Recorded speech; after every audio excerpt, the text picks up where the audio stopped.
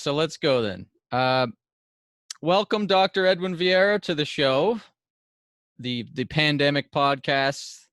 I'm a fan of trying to figure out the origins of money because I'm a Bitcoiner, and it was Ron Paul running for president in 2008 that got me interested in gold as money, and a bunch of Bitcoiners are actually gold historians and sort of believe gold is the only constitutional money. And I'm trying to do an interview with you as kind of like the Bitcoiner that's trying to figure out what makes gold and any competing monies constitutionally a better form of money than fiat. And you're like the preeminent expert, wrote the book Pieces of Eight, who Trace Mayer is a prominent Bitcoiner who's also known for his Run to Gold website and has spoken at a bunch of gold conferences and stuff. And he always talks in interviews and stuff that he was inspired by you because of doing his thesis or something on your book Pieces of Eight. And lots of Bitcoiners respect you and respect your work. So I'm just super happy that you're taking the time to do this chat with me, a millennial Bitcoiner guy. Well, I'm glad to be able to talk to you about it, about the subject. Yeah. In general. Okay. So I as I said, I first heard about you through Trace and hearing other Bitcoiners mention your book, and then I went on YouTube and I tried to find some clips of you speaking, and there was this one that you spoke at a conference, I think it was GATA or something like that. It was about 8 years ago. Mm-hmm. And Right. It's titled "What is Constitutional Money?" And it was a really good video. I recommend if anybody's listening that wants to hear more about your work and your thoughts, go watch that video. So I'm glad that I get to ask you some 8 years later questions, because there's a lot of crazy stuff happening in the world right now, especially in the financial world, and would love to kind of get some updates from you on your thoughts. So I guess let me start with a real simple one. It used to be written on dollar bills that they could be redeemed for lawful money. And that's where the whole Pandora's box gets started for a lot of people, because what is lawful money? How do you how do you define lawful money? Well, one has to go quite a bit back in American history. I mean, if you think of it just in terms of general definitions, lawful money is whatever has been made money by the legislature pursuant to the statute, or what has been made money by the Constitution. So it's clear if you look at the Constitution of the United States, gold and silver coin were designated as quote unquote lawful money, although they don't use that exact terminology in the Constitution, because no state shall make anything but gold and silver coin a tender in payment of debts. And if you look at the word dollar in the Constitution, which appears twice, once in the so-called slave tax provision, and then once in the Seventh Amendment, you ask yourself, well, what did that word mean at that time? It's not defined in the Constitution. Quite a few words are not. Constitution isn't a dictionary. And the answer is, if you go back to the Continental Congress under the Articles of Confederation, it adopted the Spanish milled dollar, a particular silver coin which had circulated in the colonies from the 1600s on, and had been made by Queen Anne the measure of value for foreign coins in the early 1700s. So there was a legal adoption of that already under British law. And the Continental Congress adopted that as the currency unit, monetary unit for the United States. And then that was adopted in the Constitution, and the first Mintage Act, first Coinage Act, 1792, specifies its content. And what they were doing with the adoption of the Spanish mill dollar was actually going out in the marketplace and asking the question, what's being used here, first in the colonies, the independent states, and then of course the independent United States as a whole, as the monetary standard. And it was Jefferson, interestingly enough, and Hamilton, this is one of the few things they agreed on after the Constitution was ratified. We're going to use that, and we're going to find out what it means historically, not in terms of some arbitrary definition given by Congress, but what is actually out there in the marketplace that people are treating as a dollar. So they did what we call a statistical chemical analysis. They brought together a group of people called merchants, experts in practical finance. And they put together a collection of Spanish dollars of different mintages and different, what should I call them, different degrees of wear and tear.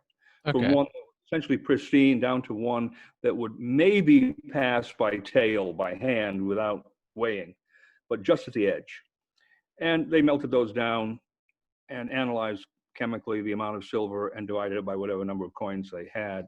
And they came up with this magic number, 371 and a quarter grains of silver in a average Spanish mill dollar. And this was this was the late 1700s. This was happening. 1792. This was Okay. under the Constitution. This is the first statute, the first Mint Act under the Constitution, in which they were essentially doing the same thing the Continental Congress had done. It had come up with a different number, 385 and something grains of silver. So they Okay. redid this under the Constitution. They came up with this magic number, 371 and a quarter grains. I say it's a magic number because it's essentially drawn out of what was in the marketplace. This wasn't something that was adopted by some sort of scientific principle other than looking at what there was there historically. So that's a Right. constitutional definition. And gold coin always was valued, and that's a technical word, in terms of the amount of gold and the ratio of gold to silver in the marketplace. So if silver was exchanging with gold for 10 to 1, a gold coin of 371 and a quarter grains of gold would have a value of $10. Really very simple. This was arithmetic. Okay. And Congress was given the power to regulate the value of money and of foreign coin, because the idea was they were going to bring all of the essentially good foreign coins into the United States coinage system. And you see this in the early customs statutes, where Congress sets up tables of valuation of various coins from the different foreign countries that were trading regularly with the United States. So that was the first concept of lawful money, although they don't really use that term. The term comes up actually in banking because the banking statutes of the states, because generally we're talking about state banks, required the reserves of the banks to be held in lawful money. They weren't going to allow the banks to pyramid on each other's fractional reserve paper currency. Because at this time, there was competing bank currency. They were competing bank, and they were putting out their own notes. And the idea was, well, we're not going to let Bank A use the notes of Bank B in Bank A's reserve so that it can pyramid even more in terms of the amount that it's putting out. Isn't that funny? That's kind of what's happening now with the high quality liquid assets and all that stuff with the Federal Reserve. Yeah, well, history repeats itself, right?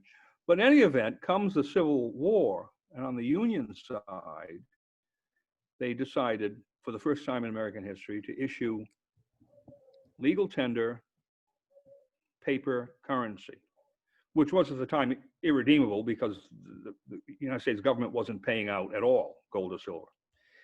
It wasn't paying out. It wasn't paying. It wasn't. If you had a U.S. bond and you tried to cash that for gold and silver, they weren't paying. They were paying in something. They were going to pay in paper currency. All right? This was the idea of paying in paper currency during the war.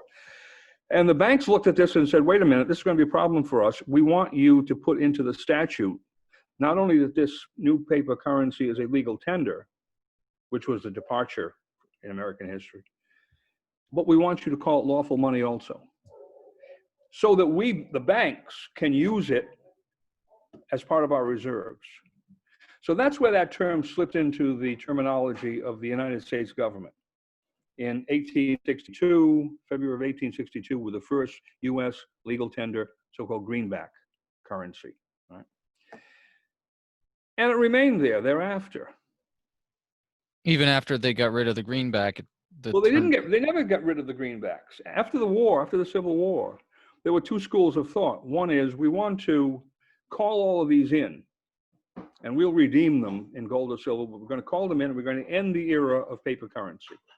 And then there was a populist or paper money school that said, no, we want you to keep expanding this. We want more of these to come out of the Treasury. And the compromise was, well, we won't expand it. We won't increase the emissions of these. But when the old ones come in, we'll reissue them. We'll recycle them so that the monetary supply will never decrease, at least with respect to this amount of paper.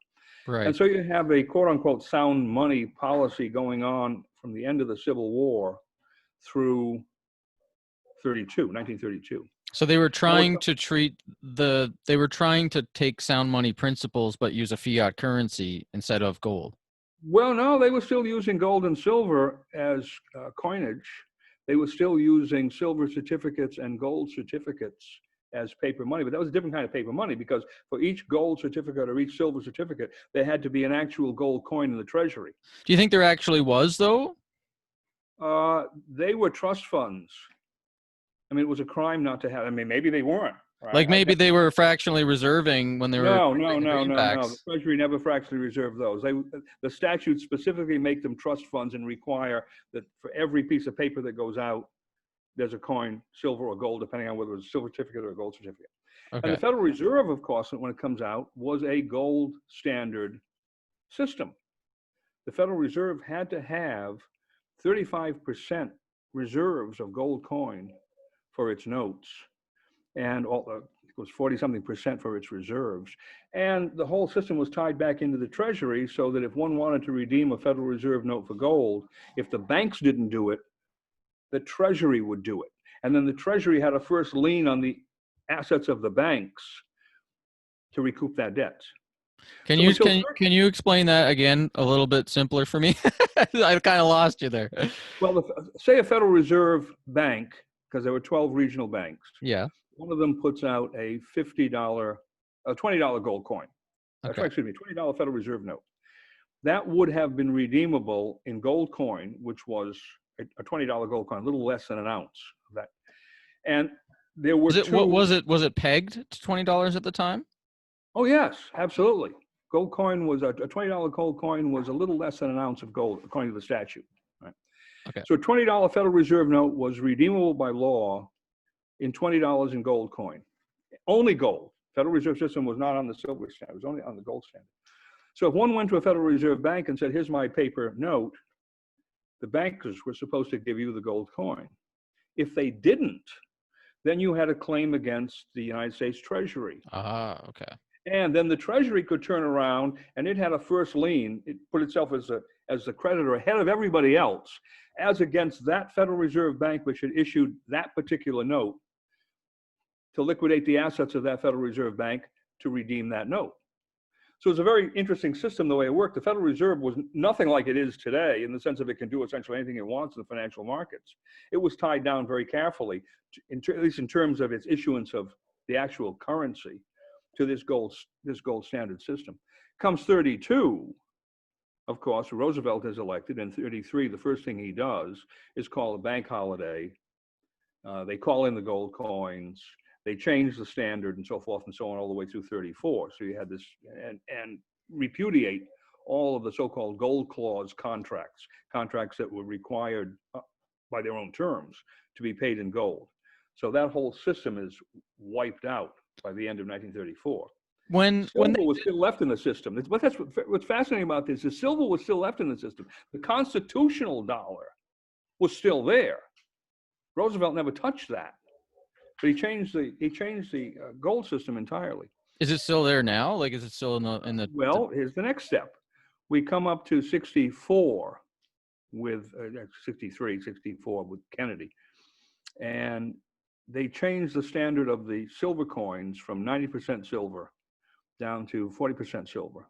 So you find say the Kennedy half dollars, the classic example of that. And then along with Johnson, they repudiate the redemption of silver certificates. So at that point, we're really off the constitutional silver standard. So and internationally, they were essentially off the gold standard as well, because under Nixon, they repudiated international redemption of Federal Reserve currency for gold. So in that 50-year period or so, 40 years, when it was when Franklin D. Roosevelt issued 6102, Executive Order 6102, to make it illegal to own gold for average citizens, they took the gold, they valued it at $20 an ounce, right? And then from that period on until Nixon, well, I guess it wasn't Nixon that allowed Americans to own gold again, right? It was no. It comes later, after Nixon. I think it was Ford. It's 1973, And I guess the theory was that it didn't make any difference. The average person was now so divorced from any understanding of a gold and silver monetary system that it wouldn't make any difference if the average citizen had access to ownership of gold. And they were right, because nothing happened. You didn't see a huge groundswell of people saying, well, now we want to have gold clause contracts. We want to deal in these things again. Do you think And it was 1985, you had, just before that, you had the Gold Commission. Ron Paul was one of the people on the Gold Commission. He's, I guess, a minority figure on the Gold Commission in terms of his attitude. And the question there was, what, if anything, should be the role of gold in a modern monetary system? And really, the only thing they came up with was the idea that there should be a gold coin minted by the United States, because theoretically, the vast majority of gold coins that had been out there had been seized by the government and melted down in the Roosevelt era and put in bars in Fort Knox. All right, and the ones that were still floating around in collectors' collections, there was a special part of the statutes that allowed that, and those things weren't circulating as actual money. So under the Gold Commission, there was a proposal to mint new gold coins, which they did, the American Eagle series. And there was a proposal to mint a new silver coin, which they did, the American Liberty silver dollar, so-called. And that silver dollar was not of the constitutional standard, but we can leave that aside because everything Congress did since the 1930s was not of the constitutional standard. And obviously the gold coins weren't of the constitutional standard. And this is where the whole story becomes interesting, because those coins were specifically made legal tender by the statutes under which they were issued.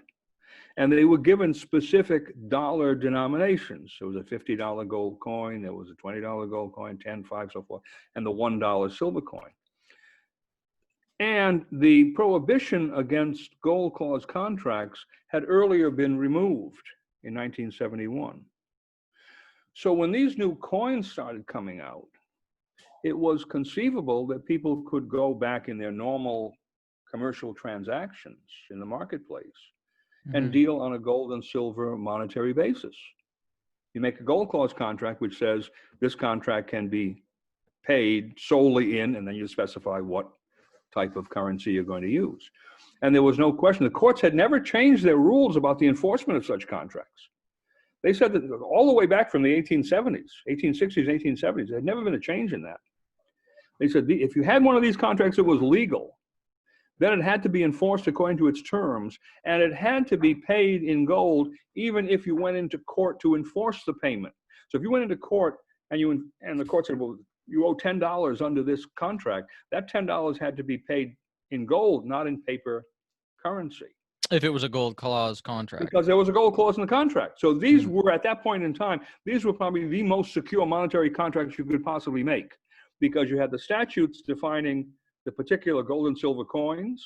These gold and silver coins were made legal tender. They were made currency of the United States. And you had this long line of, all the way to Supreme Court decisions saying how these contracts had to be enforced. What happened, of course, was nobody paid any attention to that. So nobody was using those gold clause contracts.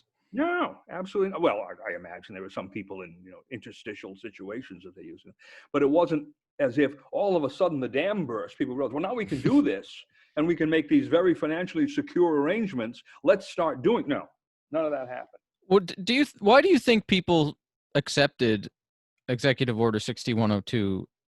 I mean, we're like going back into their mindset. They're in between World War I. They don't know World War II is coming. They're in the midst of the Depression. Stock markets crashed. Hot mass unemployment. Do you think it was that made people not stand up against this and revolt, or what do you think it was that caused people to not have a second revolution when they tried to take everybody's gold? Well, number one, I seriously doubt that people understood the monetary system. That's point number one. Constitutional monetary system. And then number two, not understanding that, they wouldn't have understood how that monetary system was vital to the maintenance of constitutional limitations on government. That's why it's there. It's not there because the founders were enamored of gold and silver. They wanted a control on the national government and the state governments so that they couldn't engage in inflationary policies through paper currency, because the states and the Continental Congress had engaged in vastly inflationary policies during the War of Independence. The founding fathers had great experience with this. It was like Weimar Germany in a sense. They knew precisely what would happen under those circumstances because they themselves, in many instances, were the authors of those circumstances. So they put these limitations into the Constitution in order to control the ability of government to use inflationary policies to suck resources out of the general population in a surreptitious fashion, other than through taxation on the one hand or legitimate borrowing on the other hand. And I could go into great detail about the way the Constitution was written to prevent all those things from happening. But nobody understood that by the time they arrived at 1932. The average person didn't understand that, number one. Right. Number two, what happened during World War I? All sorts of extreme things happened under World War I. I mean, they suppressed freedom of speech. They put people into prison for 10 years for questioning the legitimacy of the war. It was unbelievable what was done under Woodrow Wilson. Right? And people went along with that. War powers, right? National emergency, all of that nonsense. And then, of course, you had the equivalent of that under Roosevelt with the Depression. In fact, Roosevelt used the Trading with the Enemy Act, which had been passed for World War I purposes, as his initial justification for controlling gold transactions and seizing gold. Even though the Supreme Court had earlier said the Trading with the Enemy Act didn't apply during peacetime, didn't make any difference. And if you look at what happened in Congress, Roosevelt's people were writing statutes over in the executive branch, and they were sending them over to Congress, and the proponents of these, the sponsors, were saying, oh, we don't even need to read this. The President of the United States has said this is what we need to do. Let's just pass it. And that's right in the congressional. I'm not making this up. This is right in the congressional record. You can read the speeches, if they were called speeches. You could read the colloquies that went on. Somebody on the minority side, generally Republican, would say, wait a minute, we have to consider this. Someone on the Democratic side was a sponsor. Oh, no, this is a terrific emergency. We have to go along with whatever the president tells us to do. And so they did it. Kind of like then, of course, the CARES Act. Well, it's the same as today. All right, we're having the same thing here with the COVID-19 business, all right, on a much larger scale, because it's going on with the various governors as well as the people in the executive branch of government. And then you had the loss of historical knowledge between the 1930s and the 1970s and 1980s. All those people who might have understood this subject, who were educated in the early 1900s or maybe a little bit earlier, had a higher level of constitutional knowledge. Where were they? Well, they were dead. And where were the people in the 1970s who were now young adults or adults? Well, they were people who were brought up under Roosevelt, Truman, and so forth and so on. This whole series of presidents exercising various kinds of emergency powers of one sort or another under a monetary system which derived from what? 1932. So the average person in the 1970s, 1980s, he had no knowledge of what was pre-1932 unless he happened to be a monetary historian of some kind. And those were obviously a very small number of people, because when the gold clause contracts were made legitimate again, and when gold and silver coin were being minted by the Treasury in large amounts, essentially nobody took advantage of that. And that was, I think, the ultimate reason why the financial powers that be let that happen. They knew that they could do this with no real danger to the system they had created, because there weren't enough people to take advantage of it.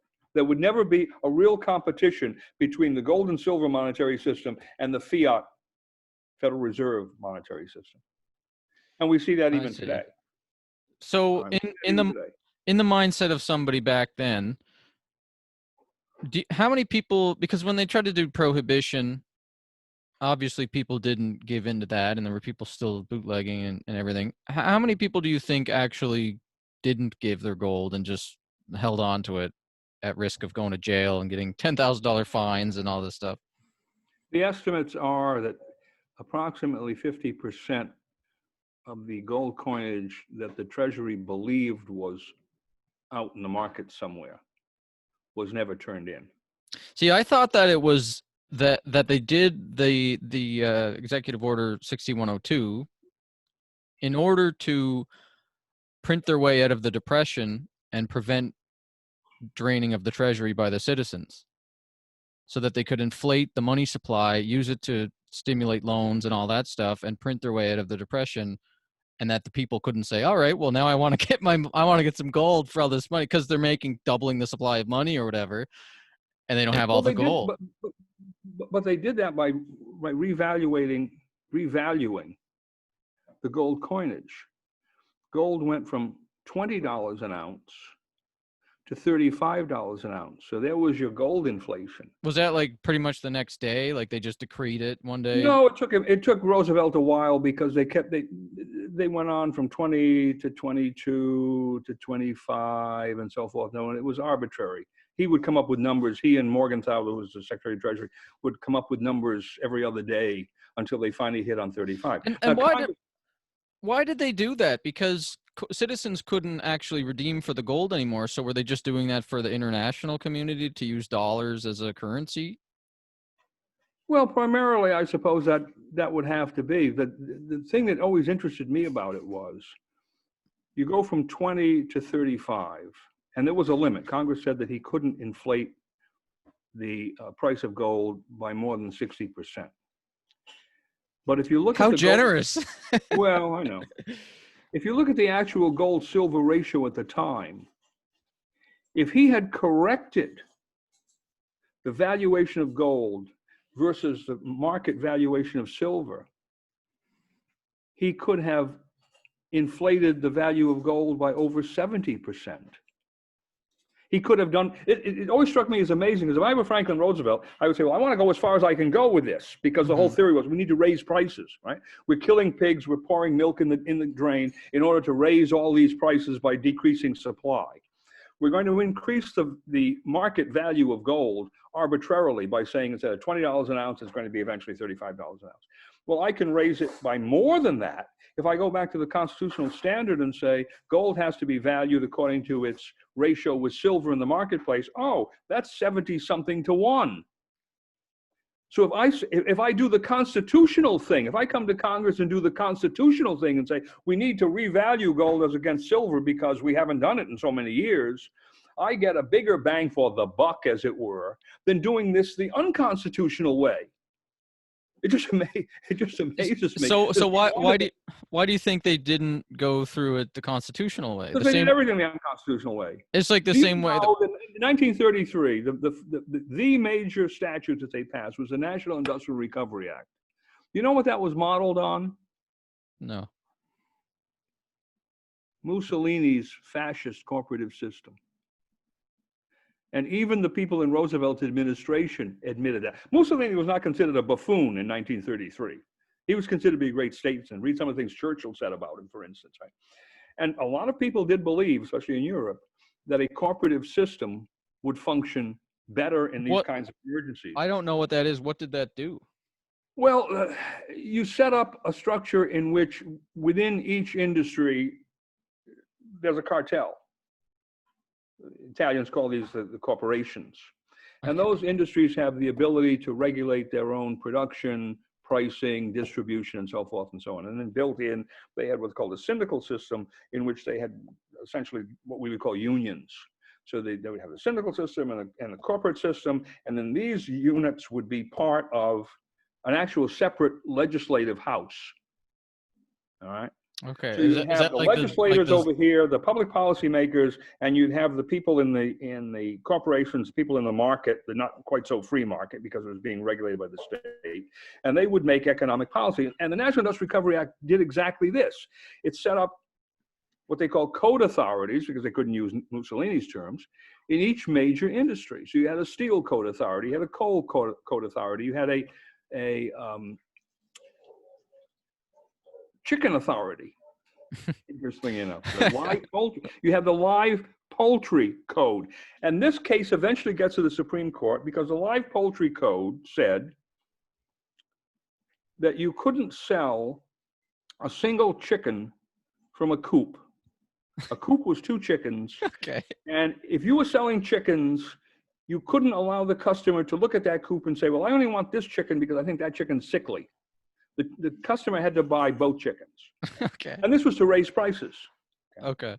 So the Schechter brothers dissented from this, and they sold chickens as they felt like it. and they were criminally prosecuted. There were criminal prosecutions for this in these code authorities. It goes all the way to the Supreme Court of the United States.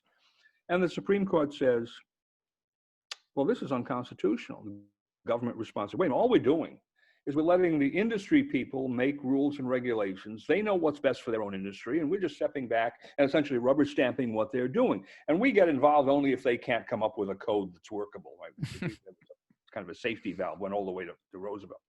And the Supreme Court said, no, such a delegation of authority is unknown to our law and beyond the powers of Congress. So this was 1933.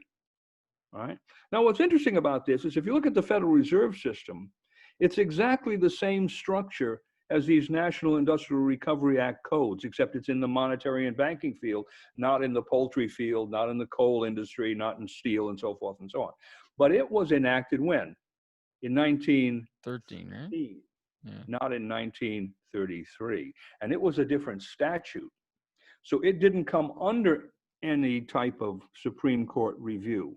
And it's very interesting that one looks at the legislative history of the Federal Reserve Act. There's one passage that I quote in my book, Pieces of Eight, by this, I guess he was a representative, the House of Representatives, said, you know what we're doing here? We're setting up these kinds of corporative structures. Said, if we did this for the railroads, if we did this for the steel industry, this would be declared unconstitutional. How can we be doing this for the banks? I mean, they understood this in 1912 or 1913 when these debates were going on, but that was lost in those 20 years. All of that was lost. That case never came before the Supreme Court, and the Supreme Court has been extraordinarily careful ever since, never to touch a case that dealt with any constitutional aspect of the Federal Reserve System. So, going back to that time, is this policy, I guess, was another way that they were trying to get out of the Depression by rising prices and control. Right. What's the theory? It wasn't quite like controlling the means of production, but it was kind of like enforcing certain centralized. Well, remember, at that time, they had a very difficult legal hurdle to get over in terms of the ability of Congress, because they were trying to enact these laws at the congressional level, controlling industrial activity within a state. Right? At that point, they were still a little leery of saying that the Commerce Clause allows Congress to pass any kind of legislation it wants with respect to any kind of commercial activity that it wants to regulate anywhere in the country. There were still Supreme Court limitations on what could be done there. Subsequently, of course, the Supreme Court invented new doctrines that enabled Congress to do anything it wanted to do. So they had to work within these kind of interstitial avenues between various court decisions. And that's the reason that Roosevelt did a lot of the things he did, right? And especially we have the new thing they did was the creation of large numbers of administrative agencies that hadn't existed before. Because the whole concept there was we create an administrative agency, we delegate specific powers to professional bureaucrats, administrators, to interpret and enforce a statute that Congress has written. So they are in effect simply the agents of Congress. And then the courts will defer to whatever decision the administrators make on the basis that their decisions are expert decisions. Right? The courts don't have the authority really to look into this and second guess them. And so that was the real, what shall I say, innovation of the Roosevelt administration. I mean, they had some of these things under Wilson and early. I mean, it goes back to the Department of Agriculture in the late 1800s. But they were nothing like what Roosevelt did. I mean, Roosevelt created this huge administrative state. And now the courts, which eventually were packed by the Roosevelt administration, came along and they gave a rubber stamp of constitutional authority to this, which really gave them an end run around a lot of the limitations that had been imposed by earlier Supreme Court decisions especially under the Commerce Clause. So one of the interesting things that I discovered recently related to the money and debt and fractional reserve and printing money too much, because the narrative kind of for people like me that are not monetary historians or not legal scholars or anything, I'm just a guy that saw this looks like a scam. This fiat system looks like a scam. And there's a lot of us. And that's what Ron Paul ignited in 2008 and then in 2012. And that's what the Bitcoin movement is all about. It's people that see this as like, this is a scam. We want to opt out. And one thing that I discovered recently, which is kind of relevant to this conversation that I'd love your input on. So even though our debt is insane and every president in the last four presidents has like doubled the national debt of the United States, and the debt ceiling keeps getting hit over and over, and now it's a joke. When you look at it to the debt to GDP, it seems like we're not at uncharted territories in terms of the percentage of debt to the percentage of GDP of the US. And back then, they issued so much debt, but it was actually, now we're on par with back then with the amount of debt that we've issued. I say we, I'm Canadian, but you know what I mean? The world, really. So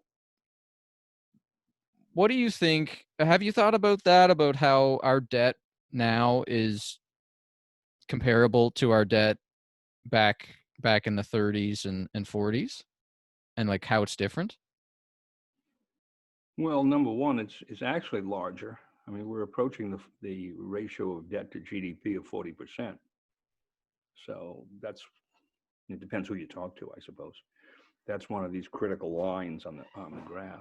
What do you think would be the main difference between the massive amount of debt that they had to print their way out of the, get out of the depression? And we should have, I mean, a lot of people think we should be in a depression right now, but because of the massive stimulus that the Federal Reserve and the Treasury did, they're kind of like blunting the effects of a depression. Do you think that it's working, or do you think it's just kicking the can down the road? Like, how do you feel compared to the 30s to now things are shaping up? Well, take it compared to the 20s. The Weimar government engaged in massive inflation to pay off their reparations debt. And they actually forced France and England and so forth and so on to make some kind of a reduction in the debt to deal with this. So is that the same situation here? We don't have a specific reparations debt. We have a debt that's been accumulated for other reasons. But how are they attempting to pay it off? Well, not through taxation. It's through the use of the Federal Reserve money machine. Okay? Mm-hmm. So in that sense, you're in the same position as the Weimar government. Is there a limit to this? Is Keynes wrong? I mean, Keynes's theory was there was no limit. You could print money and have people dig holes and pay them with this paper money and put it in the hole and bury it, and that was sufficient to keep the economy turning over, right? That was his whole theory. But you remember his book, Theory of, the initial book that he wrote, the German edition says in the introduction that this theory is more suitable for totalitarian government than any other. I mean, that was a fascinating thing. When you read that, even he understood that what he was saying was incompatible with the kind of government they had in Britain at the time. This is the early 1930s, right? And one wonders the extent to which that's not going to be true here.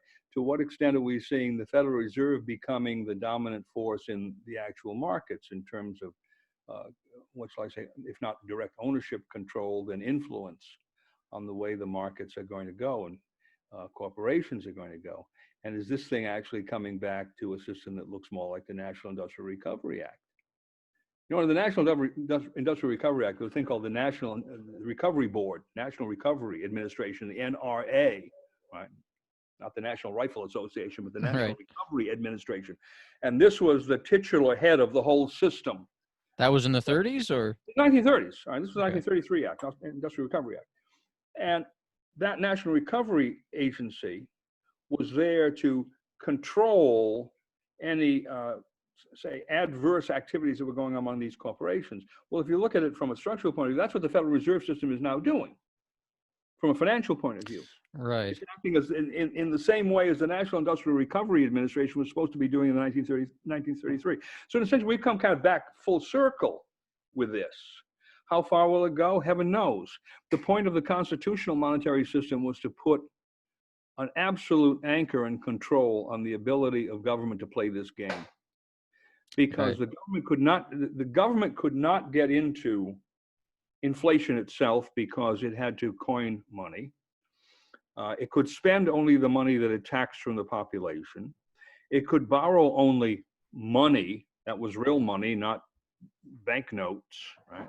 Mhm. It could make only gold and silver legal tender in payment of debts. What people wanted to do on their own in the marketplace was their business, and that would result in contractual disputes in the courts, right? So they weren't limiting uses of other forms of money or other monetary arrangements. The only limitation on the banks, well, there were twofold limitations on the banks. One was fraud. I mean, some banks could have engaged in fraudulent practice. And the other was if they exceeded their fractional reserve capabilities, they couldn't pay their debts, bankruptcy. Right. Okay. You had a limited system. And importantly, the government was the thing that was limited. There was no way the government could come in and bail itself out through expansion of the money supply or bail out special interests in the private sector through that same mechanism. So what did the government do? Well, it created the Federal Reserve structure, right? And the Federal Reserve structure has now become this cornucopia of quote unquote purchasing power being used by the government to circumvent all of those limitations.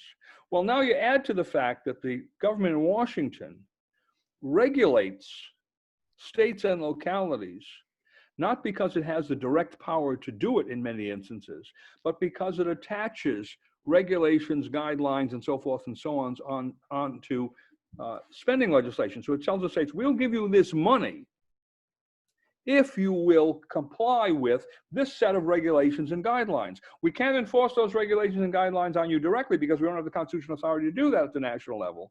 But we do have the constitutional authority to spend, and we will impose conditions on your receipt of this money. And the Supreme Court, see, this is where the whole system's rotten. The Supreme Court came out in a number of cases and said, oh, that's fine. The mere fact that the government cannot impose these regulations directly does not in any way impugn the constitutionality of this spending legislation. Well, my God, this is a recipe for bribery, ultimate bribery. If you have a cornucopia of money production and you're going to go to the states which cannot print their own money, right? No state shall emit bills of credit. No state shall coin money. Every state has to make gold and silver legal tender payment of debts. So the states are completely restrained monetarily. If you can go to the states and say, well, we'll give you as much money potentially as you may want or you may like, all you have to do is comply with these regulations which are otherwise unconstitutional because we can't impose those directly. Right. Well, now you've completely undermined the whole constitutional system. So the whole constitutional system has been destroyed in principle by destroying the monetary controls, and that all comes back to, well, two things. First, the legal tender statutes in the Civil War, which were repudiated later on. I mean, everybody looked at that and said that was a big mistake. We should never have done that. And then the Federal Reserve System, which has had its own expansionary policies going on in terms of its powers and so forth. And so the monetary system, or the failure to apply the monetary controls built into the Constitution, has destroyed the entire structure of constitutional restraint. So even though they can't enforce these regulations, the fact that they can just print money allows them to bribe states and government and corporations and stuff to just do things. It would be very difficult. Let's put it the other way. If the only way you could get the money to bribe the states was to tax the population, there's one great restraint. People would say, right, we're not going to accept that. Or if you had to go into the market to borrow, and you had to borrow real money from the banks, what would the interest rates look like?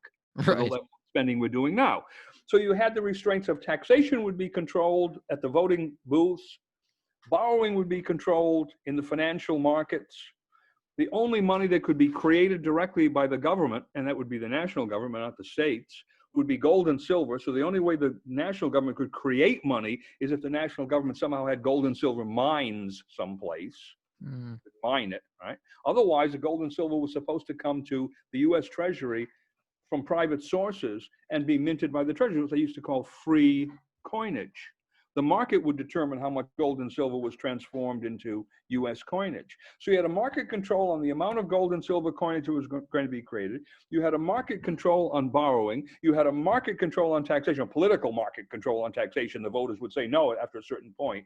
And therefore, the government at the national level was completely constrained, even if it claimed that it wanted to bribe the states to accept unconstitutional regulations. It was constrained because its bribery could only go so far. Right. The states were completely constrained because they couldn't create money on their own. They only had the ability to tax or to borrow. So then would the constitutional solution here be that only gold and silver can be money, but then also corporations and banks and stuff can issue their own competing currencies, like in the free market? Well, if you went back to the strict constitutional structure, the only governmental money would be gold and silver coin, either gold and silver coin that were minted by the Treasury of the United States or that were minted by some foreign government and the value of which Congress regulated. So theoretically, the whole gold and silver monetary supply of the world could be made part of the monetary supply of the United States, but it would still be only gold and silver, right? Nothing else. And there could still be paper currency that's redeemable in gold and silver. Well, not by the U.S. government. All right. Okay. Those things are called bills of credit. Bills of credit. Okay. Bills of credit. And what's interesting there is if you look at the provision dealing with the states, Article 1, Section 10, Clause 1, no state shall emit bills of credit. Why? Because the states had emitted bills of credit going way back into the colonial period, even before the Declaration of Independence, before the War of Independence. So they wanted to stop that entirely. And was that, they wanted to stop that because they would fail and people would get hurt, or like why would they were inflationary?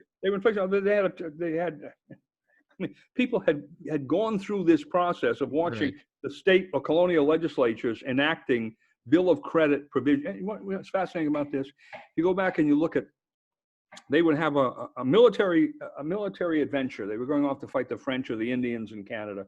And so here's a bill for raising troops and raising supplies for this. And the next bill is a bill of credit bill. Why? Because they had to pay for it. Okay, right. So the state would raise or the colonies would raise bills of credit to pay for these troops and provisioning so they could go and fight the French or the Indians, right? So this was what they were doing. British Parliament stepped in on behalf of British merchants and said, no, these colonies are not allowed to make this stuff legal tender because they were foisting it off on the British merchants. So you had this history. The founding fathers come along in the Constitution and say, no state shall emit bills of credit. Now, what about Congress? Continental Congress had a power to borrow money and emit bills on the credit of the United States. Those were two different powers. Borrow money and emit bills. The emission of bills was considered to be what we would call paper money. Bill of credit was paper money. That provision was in the initial draft of the Constitution. Congress was given the power to borrow money and emit bills. And they had a debate on that. You can read that in Madison's notes and you get the flavor of it at least. Most of the delegates were very much opposed to it. In any event, they struck those three words, which would lead and emit bills. They struck the words and emit bills. So it started off, Congress shall have the power to borrow money and emit bills. They struck the three words and emit bills. The power now says Congress has the power to borrow money on the credit of the United States. Well, any draftsman will tell you when you strike those words, they're no longer part of the final document. Right. They were considered, they were stricken, that power isn't there. Well, the power to issue paper money by the national government, either directly or through a bank that they create, is what? It's the power to emit bills. Where is that power? It was stricken. It's in the wastebasket back in the late 1700s. So this is actually back in. This was one of my the Civil War. It was another one of these temporary emergency powers that they used during the Civil War because that was an unpopular war in the North. Remember, they had the Copperheads who were favorable to the Confederacy, or at least didn't want to be involved in a bloodbath. And the Lincoln administration, Salmon Chase, the treasurer, the Secretary of the Treasury, caused a statute to be passed in 1860. First one was in February 1862, and there were a couple of others that followed it, creating the legal tender paper currency. And then Salmon Chase was nominated and approved. He was put on the Supreme Court of the United States.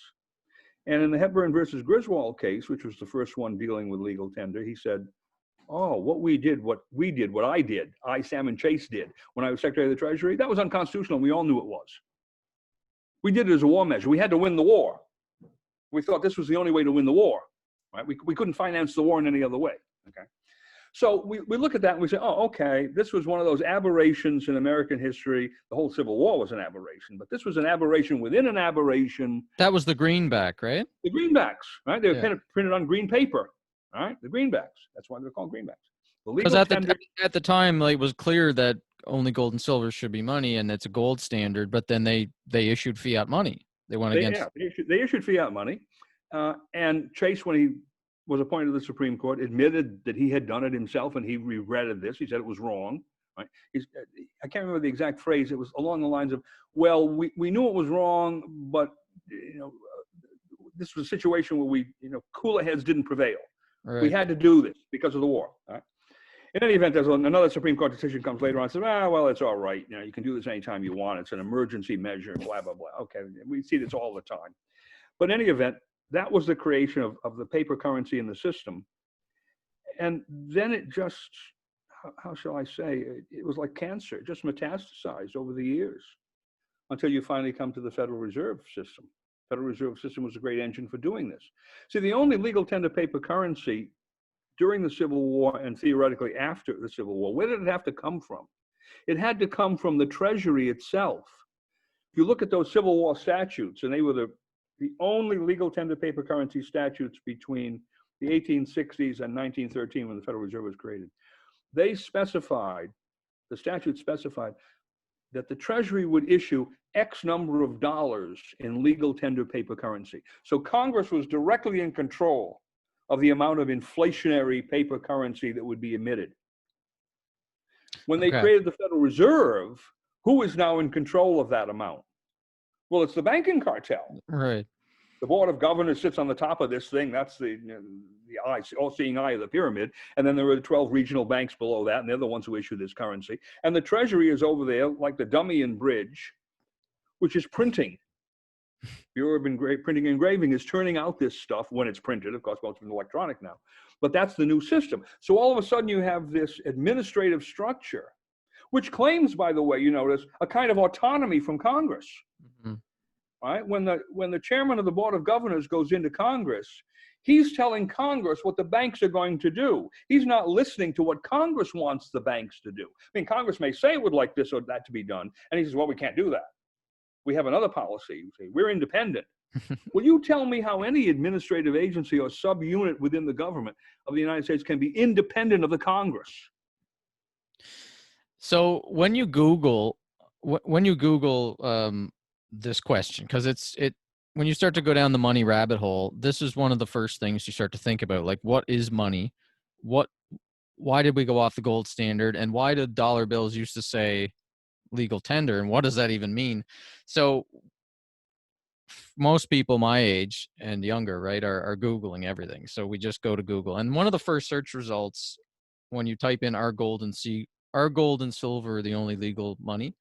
is this article that, and I sent this to you, so I'm going to ask you about it, and hope we kind of covered a lot of this already, but maybe we'll succinctly give the answer. But you search for that, the article comes up, and it lays out the case that this is a myth or a conspiracy theory. And the argument they use is that the term lawful money was never defined. And the article says that the greenbacks, Lincoln's fiat currency, was defined as lawful money and legal tender, in quotes. And then in the 1800s, there was no definition of lawful money or legal tender. This is what they say. And they were the same thing. So lawful money and legal tender were, I guess, the same thing they're trying to argue.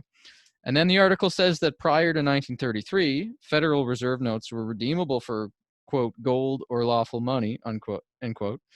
And then they argue that it means that gold is not lawful money. And then they say that after 1933, all forms of U.S. money were given legal tender status. Since gold redeemability ended in 1933, then they argue that the Constitution only limits states, but not Congress, and Congress declared other things as legal tender. So did you catch all that? Like, it's a bit of a mind bend for people like me to walk through that, but do you think that argument is just totally subjective, or like how are they able to make this argument? Because what you told me sounds like you got a lot Well, it's backing it. nonsense. Other than the statement, see if I can remember exactly how they put it. Other than the statement that since 1933, all forms of United States coin and currency, including Federal Reserve notes and national bank notes, are legal tender. Right. There's actually a statute that says that.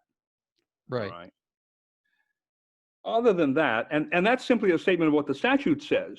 That doesn't mean that that's constitutional. There are all sorts of problems with what that statute does. All right. Which The rest of statute it's is that? nonsense. Excuse me? Which statute is that? That's 31 USC, what, 5110. Oh, I mean, like what was it about? Why did it get passed? What was the reason for passing that? Do you remember? Well, it was the concept that they were going off a limited gold standard, and they wanted to make Federal Reserve notes legal tender, which they were not under the Federal Reserve Act. They were redeemable in lawful money or gold in the Federal Reserve banks and in gold alone by the Treasury. So as I said before, you could go to the Federal Reserve Bank and say, here's my Federal Reserve note, $20 Federal Reserve note, I want to redeem this. They could have given you silver certificates. They could have given you a gold coin. They could have given you silver coinage, which we had still circulating, silver dollars. Or they could have said, well, we're not going to give you gold. You could have asked for gold, and they would have said, no, we're not going to give you gold. We're going to give you these other things. You could have withheld your $20 and gone to the Treasury and demanded the gold. And then the Treasury would have gone to the Federal Reserve and demanded the gold. And we went through that circle before, all right? Right, yeah. So what they're saying there, what you're quoting, I guess, from Wikipedia or something along that line, is confused. I mean, they don't understand what actually was happening. The term lawful money, the idea that the term lawful money was not defined anywhere prior to 1862 is complete nonsense. The state bank laws contained this concept, lawful money, through and through, because they were trying to control what the state banks could use for their reserves. So they wanted the state banks to use what they defined as lawful money. And you find in many of these state statutes, they define it as gold and silver coin of the United States. In fact, some of the state statutes are still there defining lawful money as gold and silver coin of the United States. This was a control to control the state banks, and the state banks then came to Congress and said, we want these terms, or this term, we want lawful money put into this statute so that we, the banks, can use this legal tender paper currency that you're about to admit as part of our reserves under our state statutes. We don't want these simply to have a federal authority behind them. We want to be able to use them under our state laws. That's why that was put there. Legal tender was in the first Coinage Act, the Mintage Act of 1792. That was going Gold back and to silver coins were to be legal tender for their value. What that meant was that if I have a contract and it says it's going to be paid in $10, what is the legal tender for that $10? What can the debtor put forward that the creditor has to accept in payment of that debt? Or if he takes that case to court, the court will say, too bad for you, that's what you have to accept. You're not getting interest or any penalties or anything else. And so a statute would say, well, of course, the silver dollar is a dollar. It's legal tender for a dollar. It's defined as the dollar. The gold coinage was legal tender for so many dollars based upon the exchange rate between gold and silver in the marketplace. So this was not an attempt to cheat people. It was an attempt to specify what a proper legal payment was. Later on, legal tender becomes an attempt to cheat people. Now, instead of getting my gold coin under my contract with you, you come to me in 1863, or 1865, 1866, when there was terrific depreciation of the legal tender paper currency, and you say, oh, I have a piece of paper here that's legal tender for $10, and instead of paying me the $10 that I'm owed in silver, you pay me the $10 in paper, which has a lower purchasing power. So I have been cheated by this mechanism. Originally, legal tender was an attempt not to cheat people, but to specify what was going to be paid under that contract legally with respect back to some statutory standard or constitutional standard when we're talking about silver. Legal tender then became a mechanism for cheating people. And it's been that ever since. So is it now, you're saying that the legal tender had precedence in the earlier laws in the 1700s than this one? Oh, absolutely. They don't when they say this, they don't know what they're talking about. So when or they're trying to lie to people. It's one or the other. But well, it's kind of confusing, right? Because unless you're like a constitutional expert like you, it's really hard to understand. Like, okay, well, who's telling the truth about what is legal tender? What does legal money even mean when you're trying to look at it constitutionally? I gave you the simple answers. If you go back to the Mint Spanish Act of mill dollar, 1792, which anyone can find the Mint Act of 1792. You go to the United States statute books, it's right there. Open it up, and you will see the use of the term legal tender. right? And what it meant was, oh, if you have a debt for $1, this silver coin is legal tender for $1. If it's in gold, then it's this ratio that has to be calculated, arithmetic, right? That's all it was. And the point of it was, you see this when gold appreciated versus silver between 1792 and in the 1830s. And there was an act passed in 1834, Coinage Act, which changed the weight of the gold coins to take into account the change in the relative purchasing powers of gold and silver. Okay. And in that statute, they specifically said, oh, the earlier coins, which had a different weight, will have a different legal tender value than the new coins, which have this new weight. What they were trying to do was very, very carefully make sure that in the ratio between silver and gold, people were getting the full monetary value. That makes sense. You see that right there and there. And if they had believed in 1834 that they could have used this concept of legal tender the way, whatever source you're reading suggests it could be used, none of that would have occurred in the 1834 statute. All you have to do is look at it. All you have to do is read the statute. This doesn't require monetary history. You don't have to take a course at Harvard in monetary. Yeah, you'd be in big trouble if you took one at Harvard monetary. But you don't have to take a course in monetary history. All you have to do is go back and start reading these statutes and you see what they did. And there's this break in 1862 with the legal tender paper currency. And that's where the thing, it almost breaks down, because at the end of the war, they came back and they said, no, we have to go and correct this. And it's not until you get into the early 20th century with the idea of central banking, which that's where the banking becomes complicated, because they set up a national banking system in 1862 and 63. That's the precursor of the Federal Reserve. It had a lot of instability in it. They come up with the concept of the lender of the last resort. They create the Federal Reserve System as being the stabilizing operation for this whole banking cartel. And between 1913 and 1933, they inflate the currency sufficiently so they cause the banking collapse and the Great Depression. All right. Remember, the Federal Reserve System was enacted on the theory, the promise, that this was a scientific method for ending depressions and ending large-scale inflations. That was what was promised by Congress and the bankers. They put it in 1913, just in time for World War I, right? They have the first depression at the end of World War I, 1921, 1922. They have the big one in 1932 and 1933. That's all you need to know about the system. The scientific promise was bunkum, right? It was falsified by events. And then they had to correct that. And the way they had to correct that was to take what? They took the governor, the thing that controls the speed of the engine, doesn't let the engine go beyond a certain RPM. They took that away. And what was that? That was the gold redemption. Right. They took gold redemption control away. They took gold redemption control away first within the United States. They kept it internationally because we were the top dog internationally, especially after World War II. And then when our inflationary policies ran amok with Johnson especially, and the Great Society, Nixon had to come in and close the so-called gold window in 71. Why? Because people like Charles de Gaulle in France were saying, give us the gold. Right. We want Federal Reserve balances for gold. And Nixon realized if we do that, we're finished, right? So we had to control that.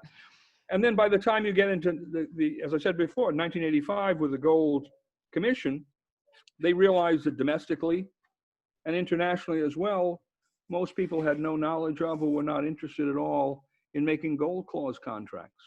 So I read that in the Federal Reserve Act, there's a section 30, and I think I got this in Ron Paul's book, and the Fed. Right. He's been working his whole career pretty much to try to audit the Fed and the Fed and try to get back to constitutional money. And since Congress has the authority to change the laws, do you think that there's a realistic chance that it can be changed constitutionally by Congress? Well, I wouldn't do it by Congress. Section 30 reserves the power of Congress to alter, amend, repeal the Federal Reserve Act. You know why that was there? Because Congress recognizes the Federal Reserve as a private organization, or a structure of private organizations, because all the banks are private organizations. And there's a doctrine in constitutional law which prevents a legislature from changing a private corporate charter. This is the famous Dartmouth College case, which occurred in the early 1800s.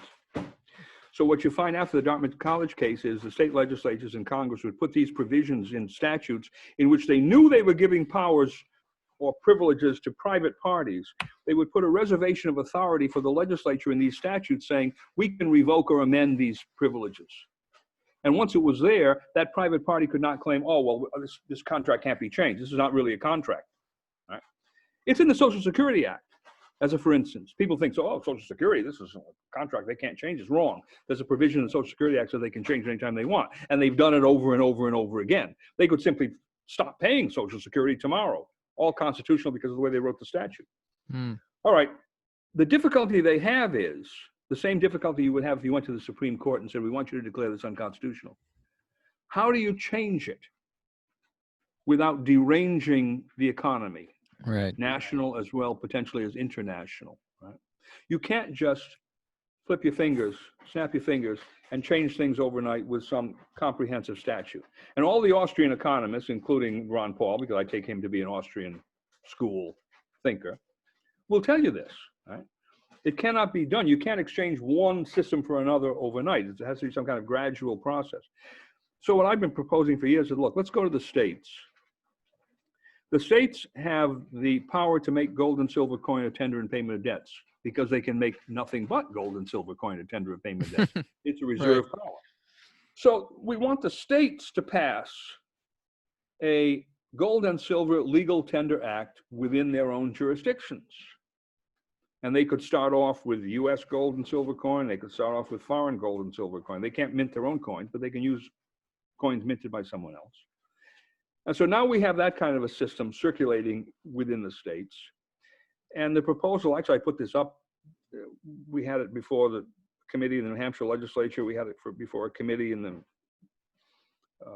Montana legislature, some other legislative people were looking at, state legislative people. And essentially what it did was it created a circular flow, take a particular part of the tax structure of the state. We essentially use the tobacco taxes, because those are sin taxes, number one. Most people don't look at those as, the tobacco industry is something that's particularly favored. And number two, the people who pay tobacco taxes are these corporations. They get their tax stamps, they pay for the tax stamps, they put the tax stamps on the various products, and the products come in for sale. So those people could administer this process very simply. And the idea would be that the tax people are required to pay in gold and silver coin to the Treasury and the state. And then the Treasury and the state offers to pay state creditors gold and silver coin on a first come, first served basis. And then supposedly, I would hope, the state creditors who now had gold and silver coin would begin thinking about using this in gold and silver contracts. And the tobacco people would have to get gold and silver coin to pay their taxes, so they would begin making gold and silver contracts. And slowly this would begin circulating through the commercial economy within that state. And the state treasurer would come back, I would think very quickly, back to the state legislature and say, you know what's happening here? We're getting X amount of gold and silver each year from these tobacco taxes, relatively small amount of tax, and it's going out the door as fast as it comes in. We want you to go to another area of our tax structure and require that gold and silver be paid. All right?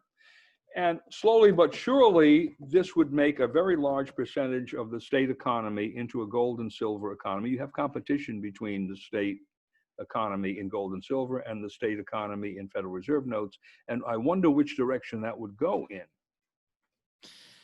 Yeah, it sounds like if they adopt that, it's free market. Well, yeah, then you have sound money. That's why you have competition. The Austrian school people would tell you that under those circumstances, the free market is going to eventually dominate the unfree market. And And it's the not beauty of that system is that there's no way that Congress could interfere with it. right. You're saying that it's not like it's not like it's an unconstitutional or illegal thing. It's actually just nobody's interested in doing it right now because of the way the system is, and the money history's been lost, and people just aren't as engaged anymore. Yeah, I think nobody really thinks about this. The example I give is on that point is Texas. You know, Texas set up a state depository for gold, and actually now I think it operates so that anyone can put silver into it as well. And it started off because the state had a fair amount of gold in its teachers' pension fund, some other pension fund that was held outside of the state, and some state legislators thought this was imprudent. They wanted to have control within the state. So they passed a statute, create a state depository, bring this gold back. And the depository essentially can function as a gold and silver bank now. Any citizen of the state, I guess any citizen anywhere, can deposit gold and silver in that depository, and it can be then paid out one way or another. So the last couple of years, well, it goes back now maybe 3 or 4 years, I and some other friends of mine in Texas drafted some legislation that would enable gold clause and silver clause contracts to be more easily used within the state, and tied that into the state depository. So now they would have a depository, they'd have state statutes that dealt with gold and silver clauses protected by eventually the Supreme Court decisions that came from the 1860s and 1870s. And the idea was now they had a mechanism, the state depository, for deposits and payments. Now they had a legal system that could be effectuated through the courts for making these contracts effective easily. And once you gave that to people, you would hope that people would take advantage of it. Well, the difficulty was they never passed the what I would call the enabling legislation. That never got out of committee. And the problem here is, and I've seen this every time this kind of legislation, whatever it was that I've drafted, it goes into some committee, and the people in charge of that committee give thumbs down. Why do you think that is? It's just because they make calls to the bankers, or the bankers make calls to them. I mean, people know what bills are being put in. Right. The bankers look at this, oh, you can't. And I'll give you the classic example that's in Virginia. I worked on this twice in Virginia. And I suppose other states have this same type of vision. Virginia has the ability for the General Assembly, the Virginia legislature, to enact bills for study commissions. And the study commissions usually contain a couple of legislators from each party and some experts or whatever. And they will deal with a specific issue. They'll study that issue. Maybe they'll hold hearings, bring in experts or testimony, whatever it is.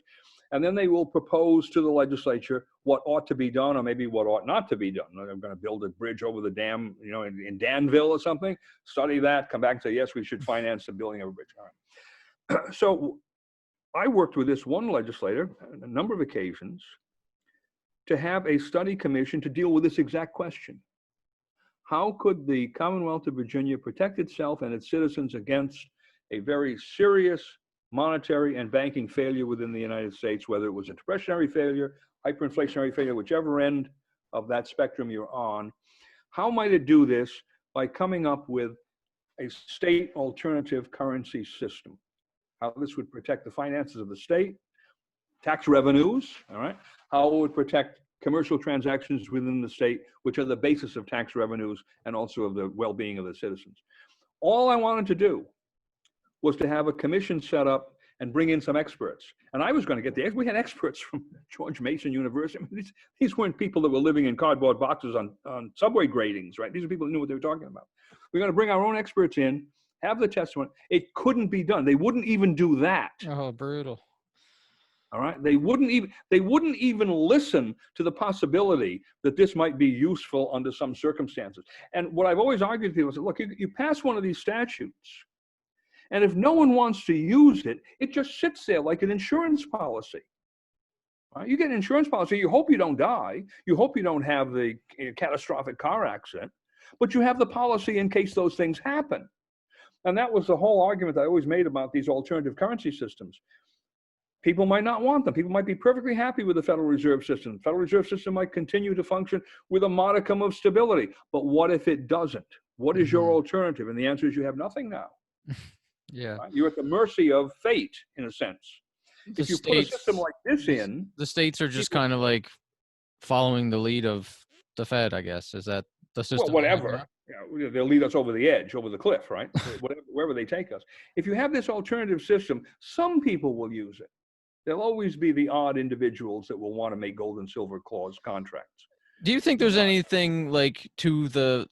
Oh, sorry, go ahead. You're finished. no, but I'm going to say, but in the extreme situation, when enough people woke up and said, "This is what we have to do to protect ourselves," or "This is what the state treasurer said to the governor. This is what I have to do to stabilize my income, my real income here in taxes." There's the system to use. It's already there. It's like the insurance policy. We don't have to call up Prudential and see if we can negotiate the policy when we've been diagnosed with terminal heart disease. Right. The amazing thing to me is to watch how the legislative process suppresses this. In some instances, we weren't even able to get hearings because key figures in the committees to which these bills were assigned said no. And then you look at their backgrounds and you realize why they said no. In other instances, it was because of the composition of the committee, Democrats versus Republicans. Okay. In Montana, we finally got it out of committee and got it to the floor of the House of Representatives. And it was the Democrats and a few, what they call Republicans in name only, that type of Republican, who defeated it in the House. And it was like 52 to 48. I mean, it was close. Mm.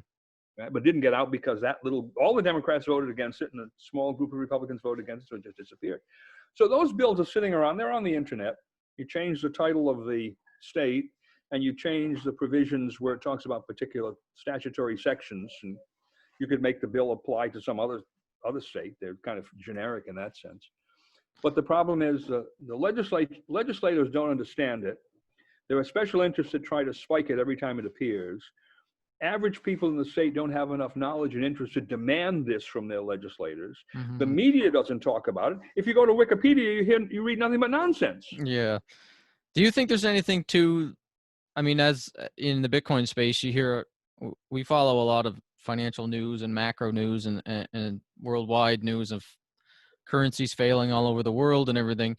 Do you think that there's anything serious to this narrative that Russia and China are hoarding lots of gold and they're trying to create like a gold-backed currency to replace the US dollar as a global reserve currency? Well, I'll believe it when I see the currency come out. First, they have to do it internally. Right. They have to bring their own internal economies on that gold system before they ever get involved in any kind of international transactions. And then, of course, the question is if you're going to make gold clause contracts with foreign governments on a government-to-government level, or if you're going to make gold clause contracts on a commercial level. Corporation in Russia makes a gold clause contract with Germany. How's that going to be enforced? What are the rules? If you go into a German court, how do German courts treat gold clause contracts? How do American courts treat gold clause contracts? If you made a Russian corporation or a Chinese corporation makes a gold clause contract with an American corporation, going to be enforced in the American courts? I think the way that I was understanding that they're saying it's just going to be a paper currency, but that's backed by gold reserves, just like the dollar used to be. I think that's the concept. Oh, well, then I would just scoff at that. No. The only way I believe that if these people were serious, oh no, there's a gold currency. We're making gold and silver clause transactions. Right, because they can always do. We don't need. Why would we need paper currency? The only reason you have paper currency is to have more paper than you have the gold or silver. Right, so they're going to rehypothecate, I guess. Yeah, I mean, the gold certificate and the silver certificates. There were trust funds in the Treasury. They had to have an actual gold coin or an actual silver coin for each piece of paper they put out. And the reason that was put out was for convenience only. Right. People, rather than carrying around 50 silver dollars in a bag, you have a $50 silver certificate, right? Right. That was the only reason. All right, I could understand that. You would have a paper currency, you would have electronic transfer or whatever, but it would have to be legally tied back to that particular piece of gold or silver in the Russian treasury. Or I wouldn't trust the Chinese, all right, but whatever, this foreign government's treasury. Right. But then the question always comes to my mind, what happens when one of those contracts is going to be enforced internationally. No problem within Russia. They would probably have the correct statute to do that. But you have a Russian corporation or a German corporation dealing with Russia, and the law of enforcement is specified in the contract to be Germany or France or whatever it is. Do those countries have a way of enforcing those contracts such that actual gold is going to be paid from their citizens? So you think that the likely scenario then is that we're not going to be moving to any kind of a gold standard any soon, and the fiat experiment is just going to continue until it blows up, I guess? Yeah, well, there may be other reasons that things blow up, but before the fiat system does, but yes. Well, Dr. Vieira, we could do it in the United States right now. As I said before, we have the right to make gold clause contracts.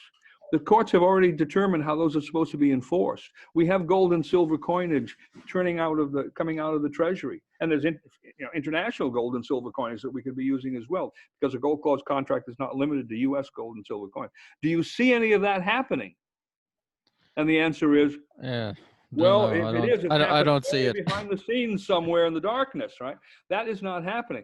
So you'd have to have a rather large player to get that going, and that was my whole theory. If you get a state doing it, the state would become the pump primer on that system. If you had a foreign country doing it, right? But a state would be doing it within the U.S. legal system, where we know exactly what's going to be done with a gold clause contract in terms of enforcement, assuming that the courts are going to be honest about it. When you start talking internationally, it raises another problem.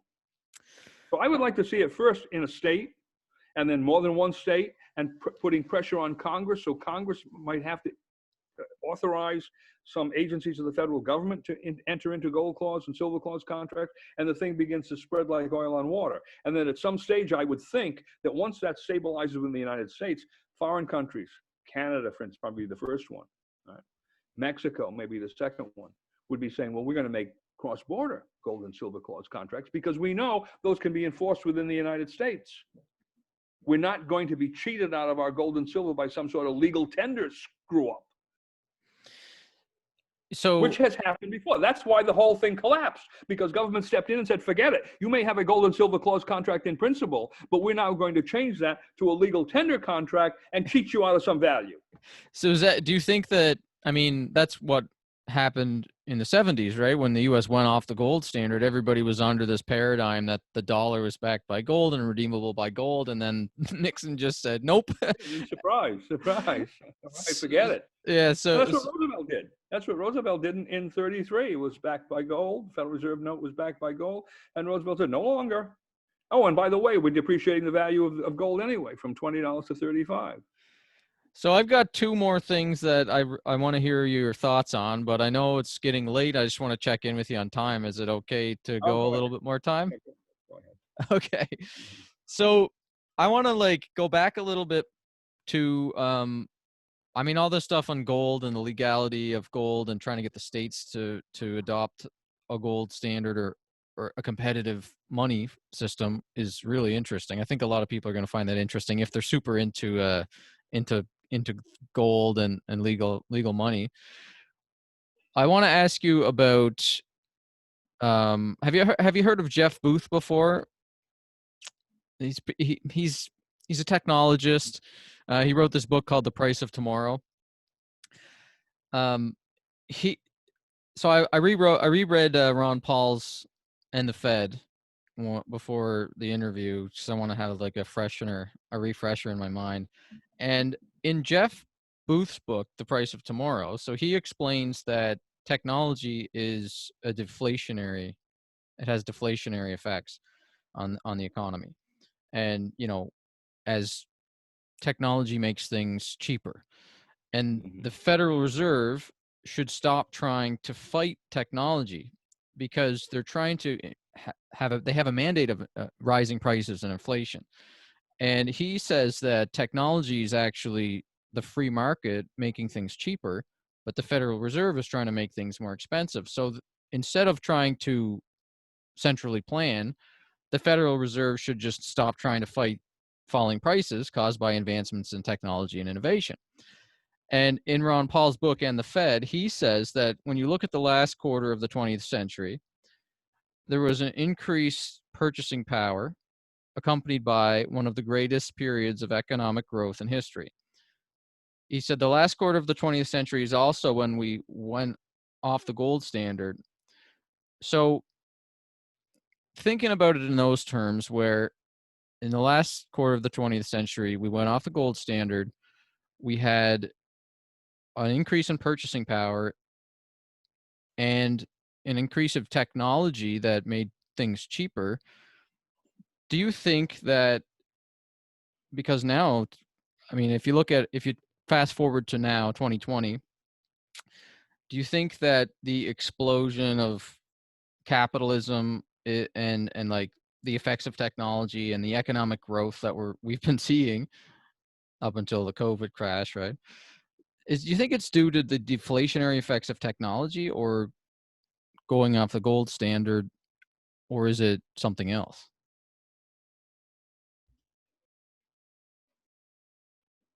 Well, I don't think it's imputable to going off the gold standard.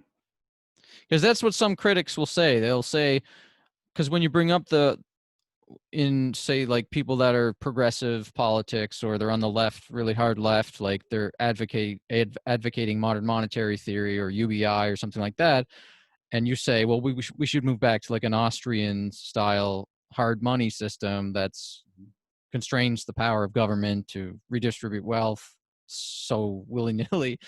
They'll always say to you, well, look at going off the gold standard, we had the biggest boom and lift in prices and asset prices, and it seems to be that going off the gold standard was a good thing for the economy because look how much it grew in the last century. Well, yeah, but there's a difference between real terms and monetary terms.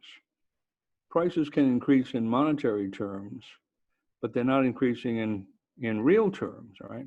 You go back to the turn of the 20th century, and the Austrians will point out what was happening. You had, I hate to use the word deflationary. It wasn't deflation. It was appreciation. It was appreciation of gold and silver currency. And what was this doing? This was raising the real value of workers' income without the workers necessarily doing anything about it. Simultaneously, there was an increase in technology, which was also raising the real value of workers' income in the sense that they could get better products at cheaper cost, all right? And this was a period in which there was the only inflation in the system. This was before the Federal Reserve.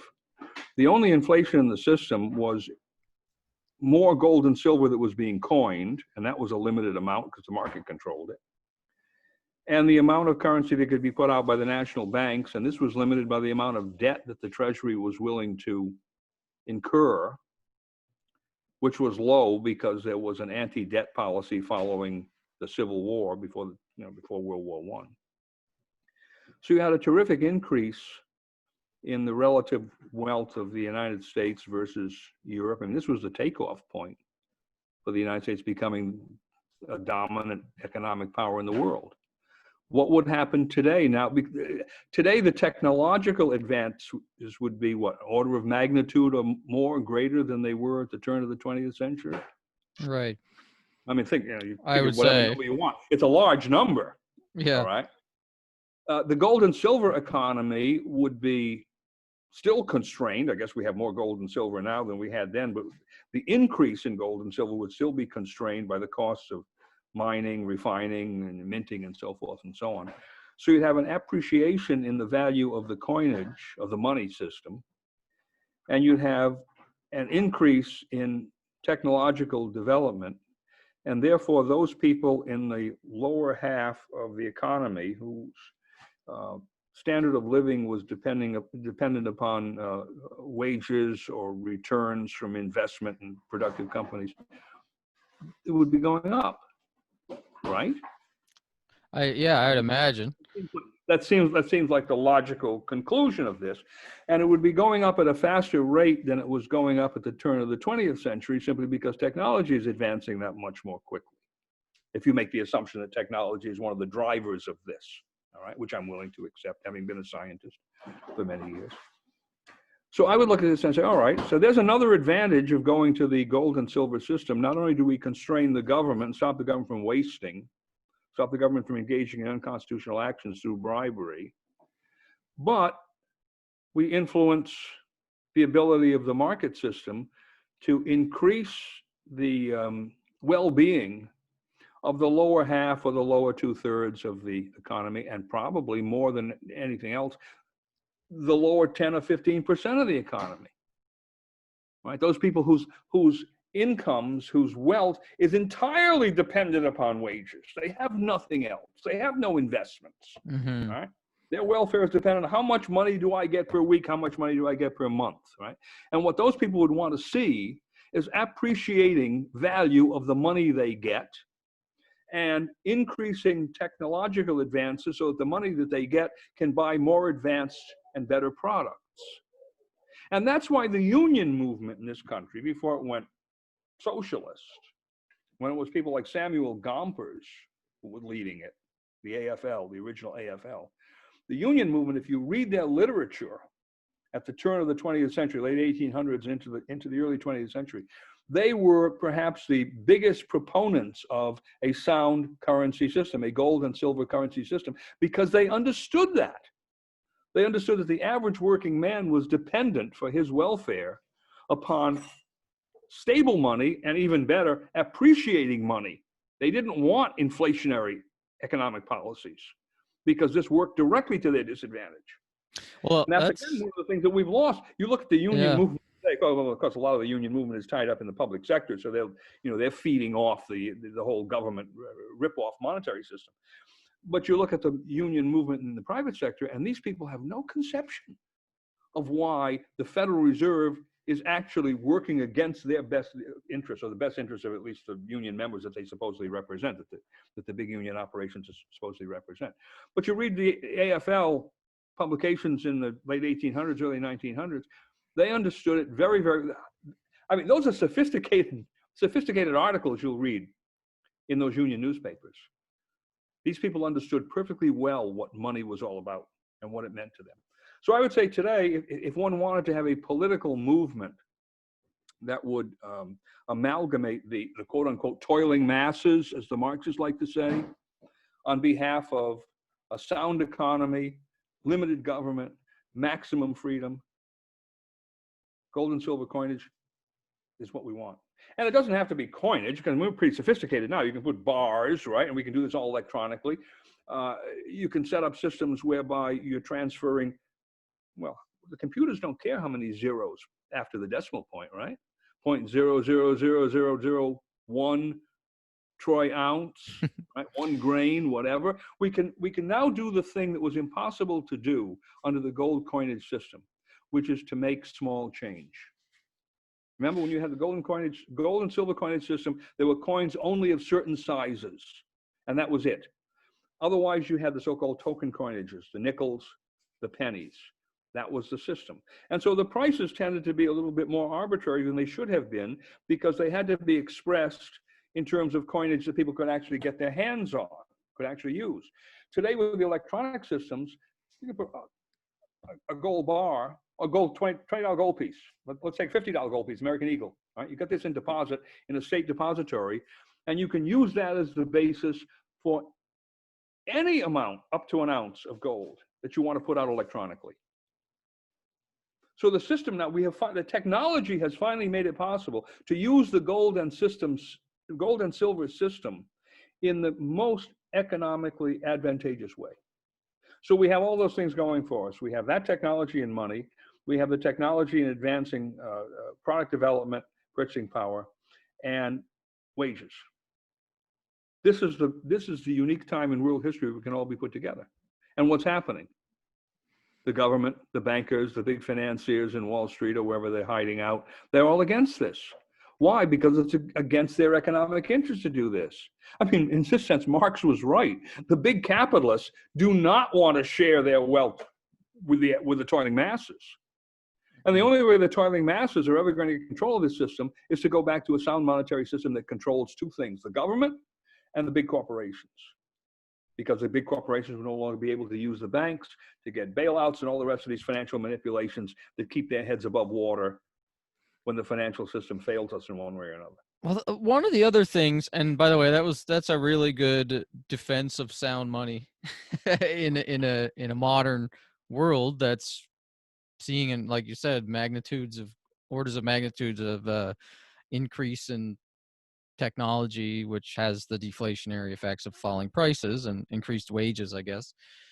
The other argument of that is that we've gone so far that automation has made it that big sectors of the economy are going to be automated away, and that's going to cause a lot of unemployment. So I try to think about it not just from the Austrian point of view, but also from like the humanitarian point of view.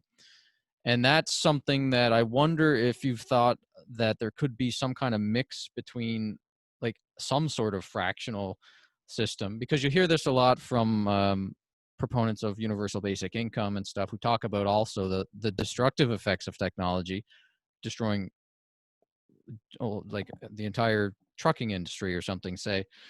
And I for a long time I resisted it and said, well, just let the free market handle it, and that's. But then I started to think that they may have a point, that it would just be chaos if half of the country was unemployed. There would be riots like all the time, and it would be just chaos in the streets, and there would be class wars, and it would get pretty bad if there was so much unemployment. So obviously the fractional reserve banking system that we've seen over the last 100 years we've been on a 100-year bull run in the stock market. Asset prices have bubbled up and continued to grow because of what you said earlier, which is the value of the dollar has dropped so much. So it appears that we've been growing, but we're actually shrinking purchasing power in actual purchasing power of goods and services. And fractional reserve banking has the Cantillon effect and increases the wealth gap, and the distribution of wealth has just gotten worse and worse with fractional reserve banking. And I wonder if there's a way to so the Gini coefficient is the way that you measure, the way that economists and stuff measure how unfair the wealth is distributed. And I wonder if there's a way to use fractional reserve combined with sound money to have a system that is going to be able to take care of those people that are going to be unemployed and unable to find work because of technology is going to get so far advanced that we won't have jobs for everybody. Have you thought much about that? Like, I wonder how a monetary historian, constitutional law guy like you would think about UBI or something like that, where we're in this reality. Well, I haven't gone into all those details, but I look back at these. Take robotics, for instance. You have a corporate structure that says, all right, if we replace our human workers with robots, we're going to increase our efficiency and our bottom line at the cost of sending these people out into the street with no way to make equivalent incomes. Right? They've worked 10, 15 years in this line, and now we're replacing them with these machines. And they have no pensions, they have no alternatives. We don't have a system for retraining into some other. How are you going to take someone who's been basically a mechanic and turn him into a systems programmer overnight, right? And it also has all sorts of competition from others who are already coming up as youth and learning this in the high schools and the colleges. And the first thing I'd say to that is, well, corporations are artificial creatures of the law. They really have no authority that the law doesn't grant to them. In a sense, they have no rights of a constitutional nature. They have statutory rights, but the statutory rights are the creations of the states, or in some instances, the national government, maybe localities. So you look at a corporation that's attempting to do that and say, all right, well, we're going to control the timing of your putting in this new technology. We're going to control the rate of removal of employees that you have. We're going to require you to pay some kind of severance benefits to these people, or you're not going to be allowed to bring this technology online because this is increasing your bottom line while using them, taking away from them, all right? And in the long run, that's not so much of a burden to you because this is a small segment of the population. And some of these people will be able to go out and be retrained to do something else, or they'll have some other way of dealing with themselves. But we're not going to have a kind of shock therapy for them. And you have no right to complain about this because as a corporation, we can control you any bloody way we want. Oh, and by the way, you're not going to be able to go to China and do this and ship those goods back into the United States because we're going to tax you severely for that. And we'll use that tax to pay these people that you put out of work. All right. Now, I wouldn't even call that socialistic because it isn't socialistic. It's not the government taking over the area of production itself. It's the government regulating these corporations through a power that has always been recognized. Corporations don't have any authority of their own. Right? They're creatures of the state. So it's not so that if you look at it that way, you say, well, there are things that and I'm just putting this out because I never heard anybody really say this. They take the position that, oh, well, the corporation can put this in, this is much more efficient, and to hell and high water with these people that they're going to fire. Let them become, computer programmers. Let them become, pilots, plane pilots. 45, 50 years old, you're not going to become a computer programmer. You're not going to become something else at a high level of technology where you're getting the same level of income. Right? That's not going to happen. So we're looking here. I want to come back to Marx because Marx has been, Marx never said anything that was original. And how does this go? What Marx said that was original was not right, and what Marx said was right was not original, right? But in this sense, there's something true about the corporate structure, the high bourgeoisie, exploiting the masses. Mm-hmm. And here we have the classic example of it. They're coming in and saying, oh, we have all this wonderful technology, and we're going to put this in and take you people, and we're going to throw you on the dustbin of history. And we don't care what happens to you. Right? Somehow or other, the welfare system is going to take care of you or whatever. We don't care what happens to you. Oh, and in fact, by the way, we're going to send some of these jobs over to China, and we'll actually expropriate the average Chinese too, because they're going to have robots working there as well. And one has to look at this and say, wait a minute. That's not really the free market, my friend, because a corporation is not really a free market enterprise. A partnership is, an individual corporation, an individual business is. A corporation is a creature of the state. So I remember in your video, What is Constitutional Money, you talked about that, like, through history, governments always get involved in the money because they want to do redistribution of wealth. And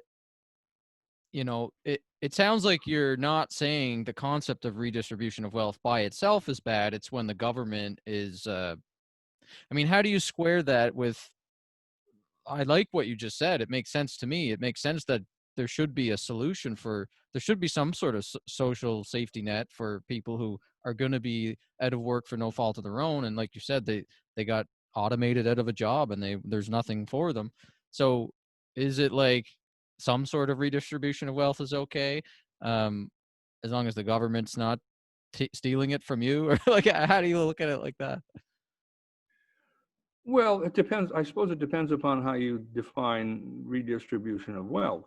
I mean, if you're coming along and saying we're giving a special legal privilege to a particular organization that we have created, the structure which we have created, this is how you're supposed to operate. Are we redistributing any wealth there at all? Well, they didn't exist before before they created their corporate charter. They're operating under these restrictions to begin with. Taxation, is that redistribution of wealth? Or we tax some people to give to the military-industrial complex because we need soldiers and tanks? I guess that's a form of redistribution of wealth. You can think of all sorts of situations along those lines, which I would hope most people would not criticize as being outside the power of even a quote-unquote limited government. Constitution provides for many of those.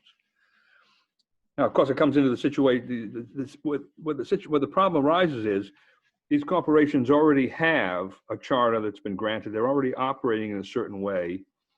Can you come into that system and say, oh no, we're going to change the terms of this so that if you begin taking these kinds of actions, then these restrictions are going to apply to you?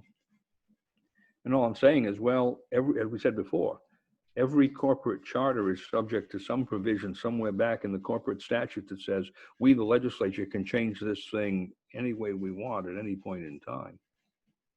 Right? We can't unmake contracts you've already entered into, and so there's certain things we can't do, but we can constrain you and regulate you in some new way without your claiming that your corporate charter is somehow being violated on a constitutional level.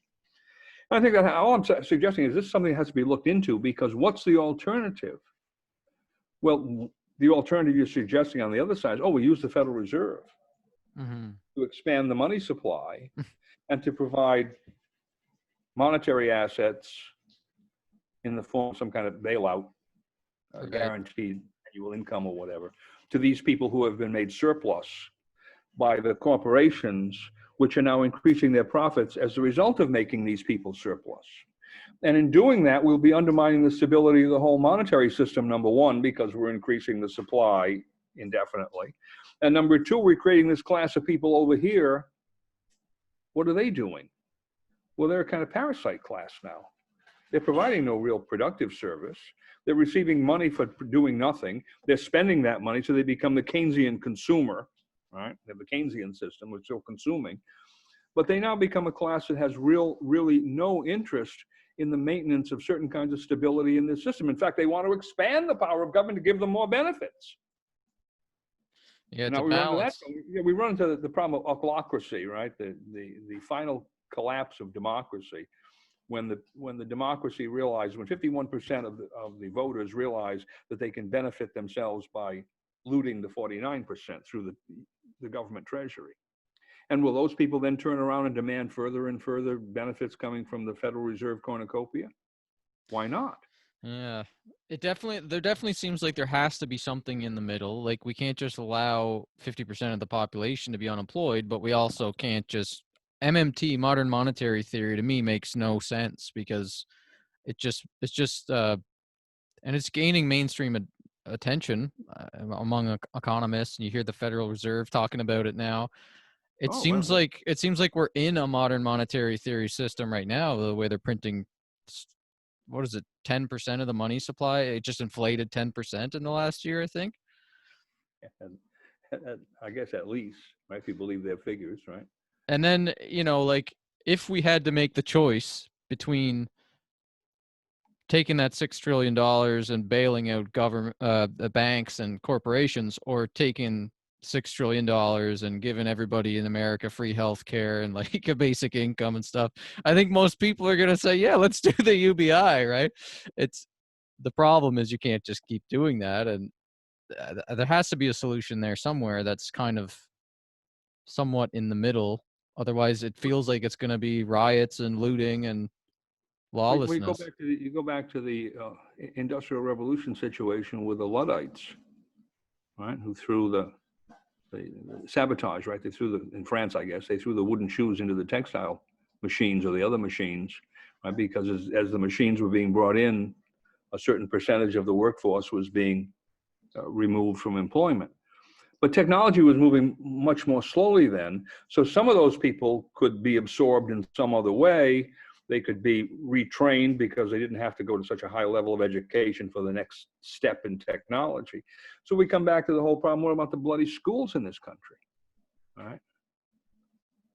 I mean, I used to litigate against unions all the time, and National Education Association was one of them, American Federation of Teachers. The National Education Association was the major one. Those people have destroyed American education. And you have to factor that into the situation as well. Could you take people out of certain industries now because of the addition of robotics or whatever, and there's some training mechanism that could prepare them to get some job, maybe not at the same level of income immediately, but at least to tide them over, and then they could move up. And the answer is, well, probably not, because they've destroyed the educational system as well. All of these things are coming together. Technology is moving extremely fast. The educational system is not keeping up with it. The structures that used to exist for protecting the average worker, the unions, are in bed with the politicians instead of being concerned with their own members. And I know that I've litigated with those people for years. The politicians really don't care. The big corporations don't care.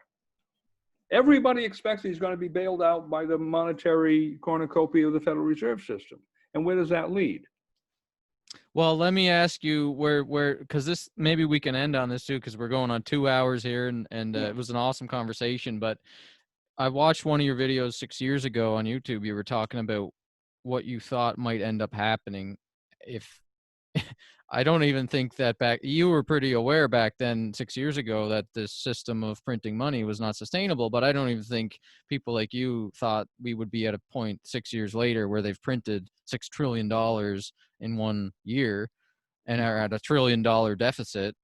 Like, so you back then you were thinking that this might all culminate into a hyperinflationary event like Weimar Germany, and you define that as 50% deflation in purchasing power month over month, and that would lead to a dictatorial police state.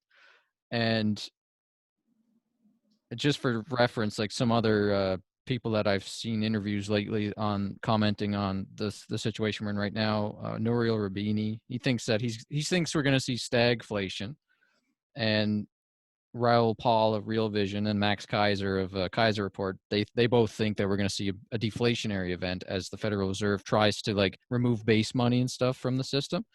So between the stagflation and the deflation and the hyperinflation, where do you think now? Are you still leaning on hyperinflation, Weimar Germany style, or what do you think is going to happen over the next few years?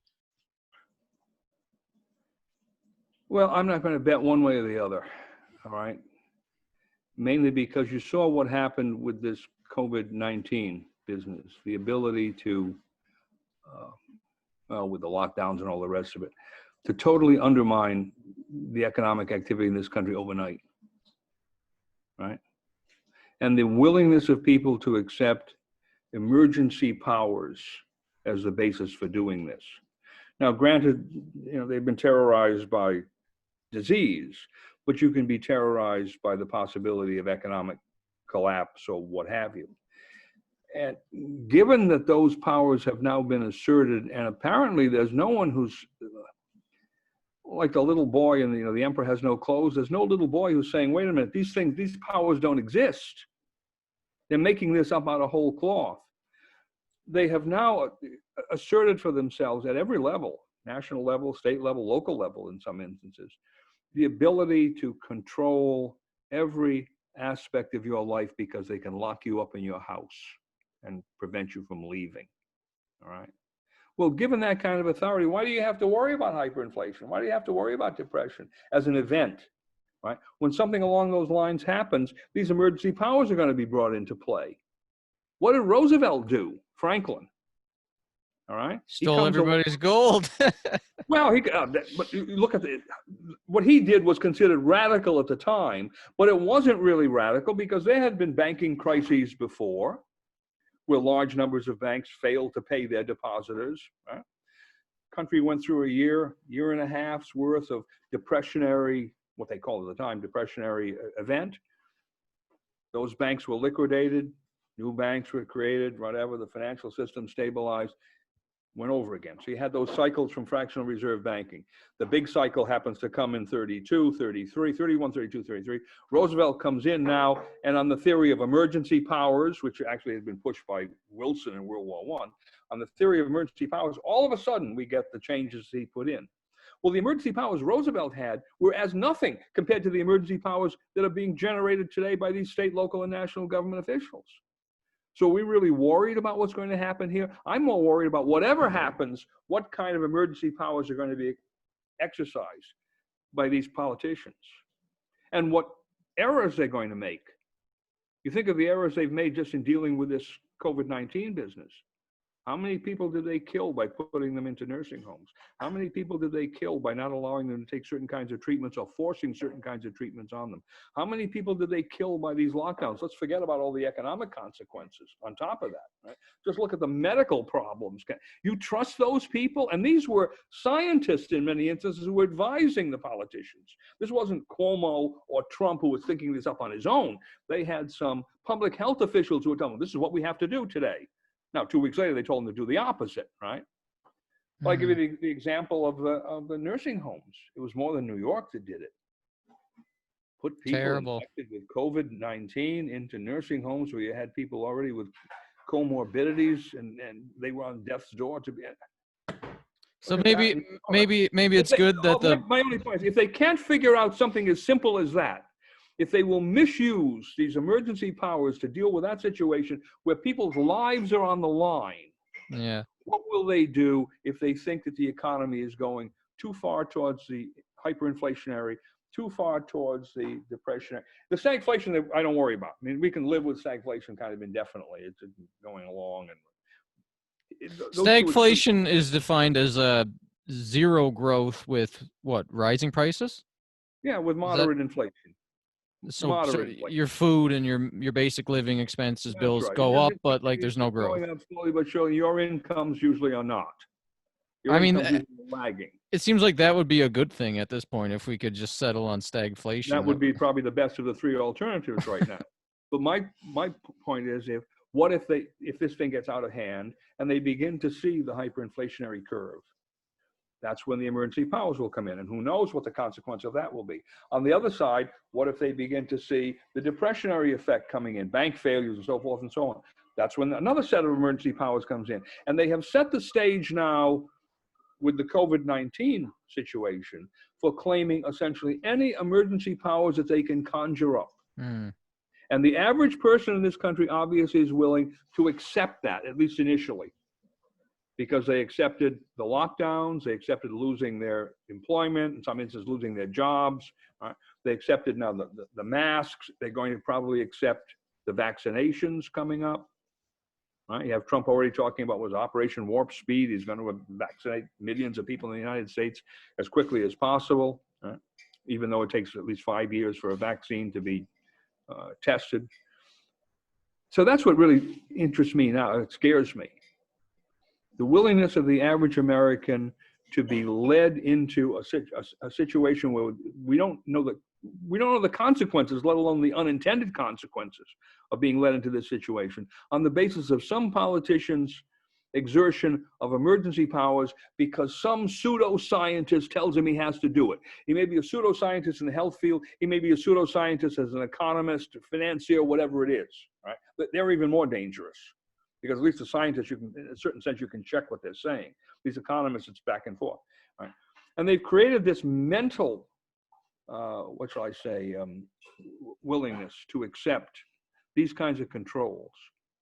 And the point is, we have no knowledge of what will happen under those controls. We can look back at what happened under Roosevelt, right?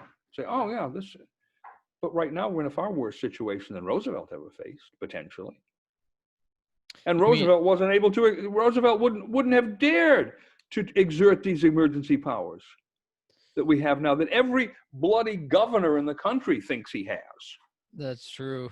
I never thought about it like that. Yeah, it's definitely the situation. I mean, there's no war really. There's no mass war, the world war that we're dealing with at the moment, like they were kind of coming out of back then. So they were still in the psyche of giving up freedoms and War Measures Act, like you said, war powers. This hasn't happened to us in nearly 100 years. So, well, actually, nothing like this has happened to us. All I think about the lockdowns, quarantines were always rationalized on the basis that you had to keep infected people away from others. You quarantined the infected people. You didn't quarantine the healthy people. You didn't impose house arrest on everyone in the country. Just think of something like the Fourth and the Fifth Amendments in relationship to house arrest. What could possibly be the probable cause for this? Because you had a lot of scientists saying, oh, this is the worst thing you can possibly do, because you need people to become infected with this disease in the same way they've been infected with normal flu. And this will, in fact, reduce the total number of deaths. All right, I'll leave that aside. I'm not going to get into that debate. But the point was, they came out of nowhere, and all of a sudden you discover, oh, we have executive orders coming out from governors and local officials. Oh, we're going to just shut you down. You can't come out, you can't work, right? Shut the economy down, shut your ability to do essentially anything down. And they're still doing this. Can you That's what I see? find fascinating here. There's like no precedent for this in American history. Do you see it And yet people like, just went along with it. so because the mindset is to accept this, and we have never, like, our generations have not really experienced this type of like a violation of civil liberties to this extent where it's affecting our lives, Patriot Act took away all your right to privacy, and like the NSA mass surveilling everybody's messages and stuff, is people let that through. But now it's like affecting your life, and that you can't go anywhere and things are locked down. What do you think? I'm trying to be not pessimistic. I'm trying to be like a bit neutral, or at least a little bit optimistic. I mean, what is the optimistic path forward economically? And let's say the lockdowns, for some reason, let's say 97% of the people actually had COVID, and we for whatever reason we didn't catch it, and it was really way less deadly than we thought, and so lockdowns are lifted.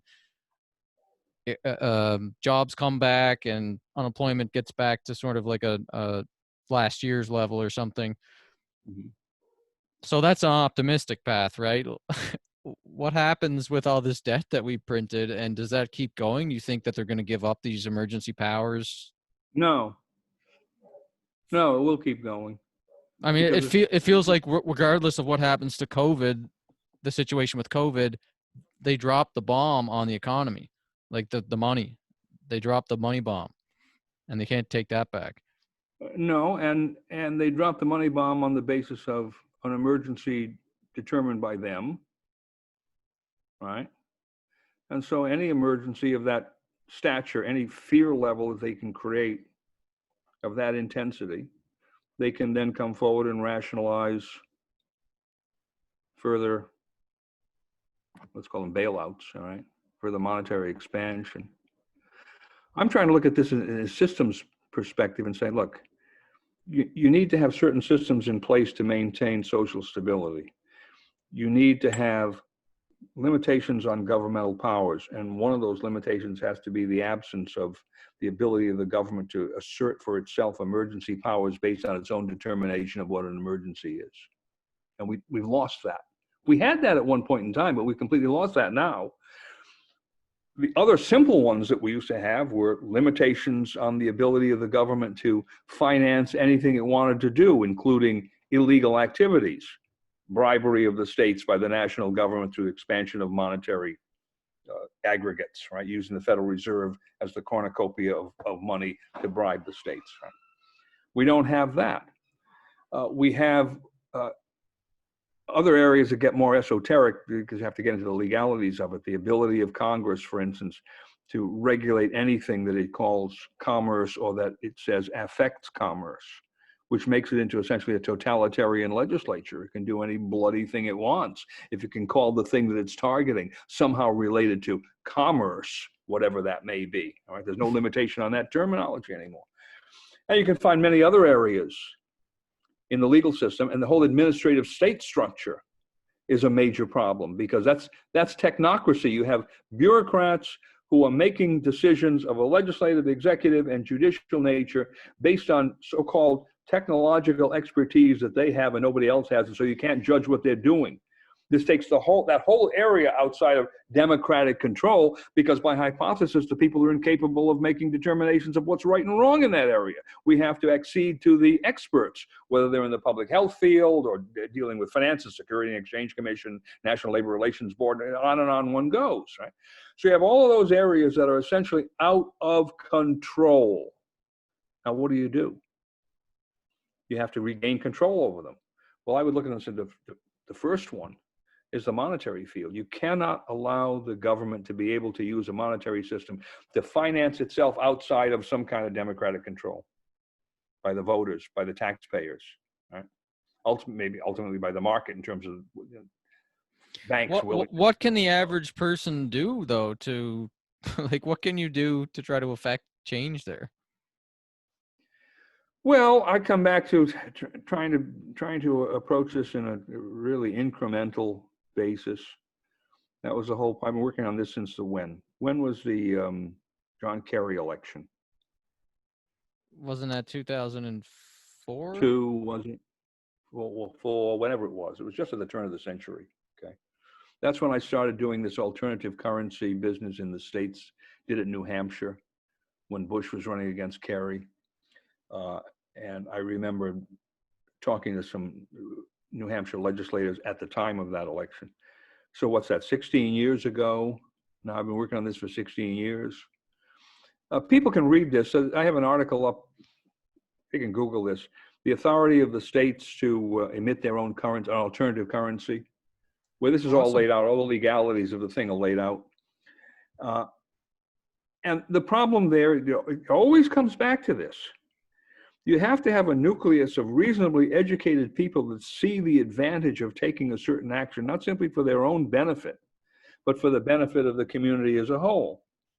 Because ultimately they've got to present this to legislators and say, this isn't simply some special interest deal that I'm trying to get here by manipulating the monetary system. I'm trying to get you folks at the legislature to create something which is probably going to have no real benefit to me initially, but it will give the opportunity to the community to have an alternative. We have to have an alternative to what we have now. And we can't expect that this is going to be given to us by the Federal Reserve. I mean, I remember when Ron Paul, it was the 1985 Gold and Silver Coinage Act that Ron Paul promoted as a result of his participation in the Gold Commission. And there was a memo. I wish I had it here. I wish I could pull out of the file to show you. There was a memo from the Federal Reserve, I think it was from the Board of Governors, saying to the Federal Reserve banks, we're not going to deal in this gold and silver coinage. We're not going to open accounts in this. Now, the whole purpose of putting out that gold and silver coinage was so that Americans could use it. It wasn't something that you were going to put in a collection somewhere. It was legal tender gold and silver, and that was the idea of Ron Paul, Louis Lehrman, and a number of other, who was Ron Paul's big advisor then? Murray Rothbard, I think some of the other Austrian economists at the time. This was their idea. If we could get the gold and silver coinage put out by the Treasury as something other than commemorative coins, make it a legal tender, then people would use it. Well, to use it, you have to have the banking system participate at the present time, because that's what people use for transactions, right? The banking financial system that now exists. And the bank said quite clearly then, oh no, we're not going to participate in this. We're not going to allow our system to be used for this purpose, even if in the long run it would have been beneficial to the average American. And there's the great difficulty. So I look at what I've been doing and say, I'm trying to get people to say, yes, we need to have some alternative mechanisms in place, whichever way this system goes, whether it becomes hyperinflationary, whether it becomes a Great Depression, whether it indulges in stagflation for 20 years, we need to have the ability for the market and the average person to work himself away from the present system for two reasons. Number one, it will protect him. That's what I think. And number two, it will force the present system to reform itself. This has always been the kind of the background idea I've had. If a number of people in the state level could turn away from the Federal Reserve System and use gold and silver coin, and institutions were developed to allow to do that, such as the Texas State Depository. At some point, the banks in that system, the Federal Reserve System, would have to say, wait a minute, we need to put some gold and silver accounts into our operation, simply in order to compete with this thing over here, simply in order to protect ourselves. Right. And there would be an incentive for the present banking system to begin to reform itself, one hopes. And there would be incentives for the state legislatures. There would be incentives ultimately for Congress to begin to reform some of its financial practices. If it doesn't do that, we're finished.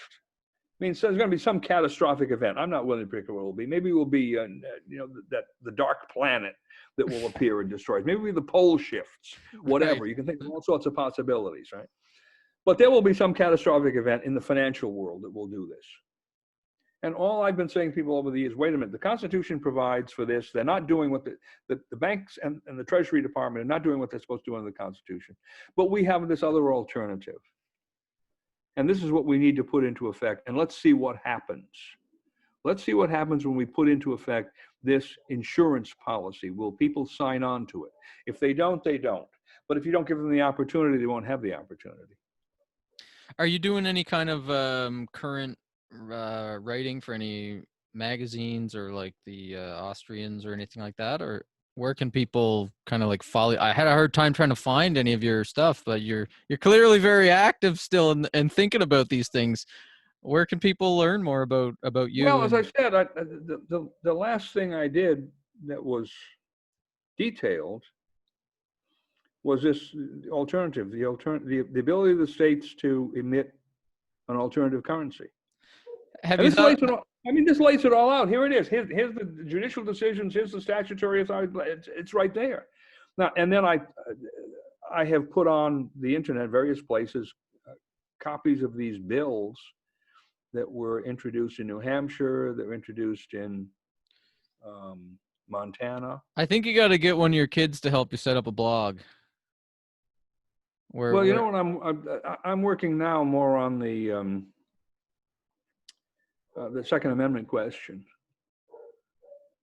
I did see that actually when I was Googling you to find out if you were still writing stuff. I saw you've been the past few years because that is becoming more and more controversial and confused, especially because people don't understand. I don't want to get into this now, but people don't understand. This will be round 2. We'll talk about that. Yeah, people don't understand what the constitutional militia are. We talk about the problems with the police and law enforcement, and I'm putting that in quotes, right? There is no constitutional category called police. There is no constitutional category called law enforcement. The Constitution of the United States provides that the militia of the several states are supposed to be the entities that execute the laws of the Union pursuant to congressional statute. That was so that you would have control of that executive mechanism by whom? By the people that constitute the militia. And who are they? They're every adult from 16 years on up until you're superannuated and you can't function, all right? That was the structure, and that's the structure that's another structure we've lost. And as a result of that, other things have been put in place to deal with those necessary functions. Like and one of those prisons. Well, one of those things called the police, right? We have these things called the police everywhere. And the problem with the police is, well, they are independent of, and in many instances antagonistic to, the general population. They view themselves as something separate from the rest of us. We're the civilians, they're the police. And so we have this picture that we now see coming out in which large segments of the population look at the police as their antagonists and as real dangers to them. And large segments of the police look at large segments of the population as antagonistic and dangerous to them. And that's entirely contradictory of the correct constitutional structure. And the reason that we don't have the correct constitutional structure, to be quite blunt with you, is because we have a hell of a lot of stupid people in this country that don't read the Constitution about the militia any more than they read the Constitution about the monetary system. And now we're seeing the consequences of that in this area of quote unquote law enforcement. Mm-hmm. And that's becoming extremely dangerous because what is happening, it's in the streets, right? The monetary problems are in the suites, as they say. They're in the corporate suites, right? That's where the manipulation is going on. Most people don't even see that happening. We see the problem with the police now in the streets. And it's rising to a very high level because it's raising questions of racial antagonisms, class antagonisms, and so forth and so on, which generate all sorts of other problems which are beyond solution by financial manipulation. I'm telling you, this stuff that you're talking about over the last few years and all through your career is coming to a head right now. And I think you should be more out there. I think people should like hear what you have to say. This is great, all this stuff. And you're like this guy that knows all about all the relevant things that are happening with the police and the money. So I'm just saying, like, convince your son to start a blog for you. You got to do it. You got to get your words and your thoughts out there more. Well, you know what I tell my sons and other people. I say, no man is taken for a profit in his own country. Right. I've been talking about some of these things for years. I mean, the monetary stuff, I wrote the first version of my book, Pieces of Eight, which was the short version, the 300 and something page version. That was written because I had a case, and we went in to see Ron Paul because we thought he would be interested in it because of the economic natures of this case. And this was when the Gold Commission was holding hearings. And so I talked to people in Ron Paul's office. I think one of them was Lou Lehrman, or Lou Rockwell, who's the head of the Mises Institute, okay? And I asked them this question. So we started talking about money, whatever, in the Gold Commission. And I said, do you people have in the Gold Commission anything that deals with the constitutional predicate for Congress's authority over coinage, money, legal tender, whatever, all these elements? And they said, well, really, no, we don't. I said, well, don't you think you ought to have that? How can you be talking about the upper levels of the problem without knowing what the foundations are? And I think it was Rockwell, Lou Rockwell, who said, well, if you think that's so important, why don't you write something? And so I wrote a little 60-page outline of this, submitted it to the Gold Commission. It's there. If you look at their records, it's there. It was put in too late for me to testify, so I didn't get to go and sit before the commission. But it's in there. And I don't know, a couple of months after the Gold Commission finished its work, I was again in Ron Paul's office, and he said, oh, that was a nice piece that you wrote. Why don't you publish that? I said, no one will ever read that. It's in the bowels of the Congress in the same way the Ark of the Covenant is way back there in the, in the boxes of wherever it's stored. So no one will ever read this. So you have to publish something. So I said, all right, I'll do that. And I expanded it. Turned out to be 383 pages long. And so that was put out in 1984, I guess. All right. And then it was expanded again in 2000, 2002. And it's now 1,700 pages long. Wow. So it's all there. Well, like now we're in this age of just micro takes and like 240 characters and small tweets and all that stuff. And I think, if you just had a phone with Twitter loaded on it and maybe the LinkedIn app or something like that, Ray Dalio actually writes short pieces that are maybe like 5 paragraphs long, and he posts them on LinkedIn. You don't need to be writing 40-page essays. You could just write like a paragraph. Yeah, I've heard that. But I think you'd get a good following. Some of the titles of the statutes go beyond what you can put on Twitter. That's the problem. No, and the reason I laugh at this is because, wait a minute, I have digested a 1,700-page book, but I've digested a huge amount of material, right? Mm-hmm. Talk about these various court cases. If you read all of the opinions, if you read the appendices and so on, some of those go on for 300 or 400 pages long, right? I try to put all that there so someone can go and look up, oh, these are the statutes that were passed, here's what they did, here's why they changed, so forth and so on. You can't do that on a blog, and you can't do that on Twitter or Instagram or, You know what? I agree with you, but I think it's just that, like, your knowledge is such a special resource, and it should be injected in the conversation, because now people are like thinking about this stuff. Get me Trump's ear. Yeah. Get me into you gotta get on. The reason I say that is not a joke, because here we have all of this business about the protests that are going on, or worse, the looting and rioting and so forth, beyond protest, and the various governors and mayors in certain parts of the country are looking the other way, and they're not doing anything about it until it may be too late.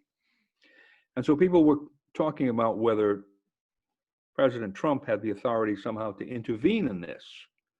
And there were also all sorts of people say, oh, no, he can't do that unless the governors or the mayors approve it or whatever. He doesn't have this authority. He doesn't have the authority to use the National Guard. And so I wrote a little article on newswithviews.com where people can find a lot of incidental things that I write. And it's specifically on the authority of the president to intervene in these kinds of situations. And it goes through sequentially. Here are the provisions of the United States Constitution. Here are the various statutes, and this is what he can do. And I'm not proposing that he does one thing or another, But all of the people who say he can't do this or he can't do that don't know what the hell they're talking about. Yeah, that's All right? social media. Well, That's for sure. that's right. Because they're on Twitter, because they're on Instagram, because they're on Facebook, and they put out nonsense, which is then regurgitated, swallowed and regurgitated, like pelicans feeding the mama pelican feeds the others in the nest, right? And it becomes kind of an urban legend. And the point in writing this particular article was, wait a minute, if you simply go to these provisions, which anybody can find in the Constitution, and if you simply go to certain provisions of the US Code, which anybody can find by looking up the word insurrection, for instance, here's what you find.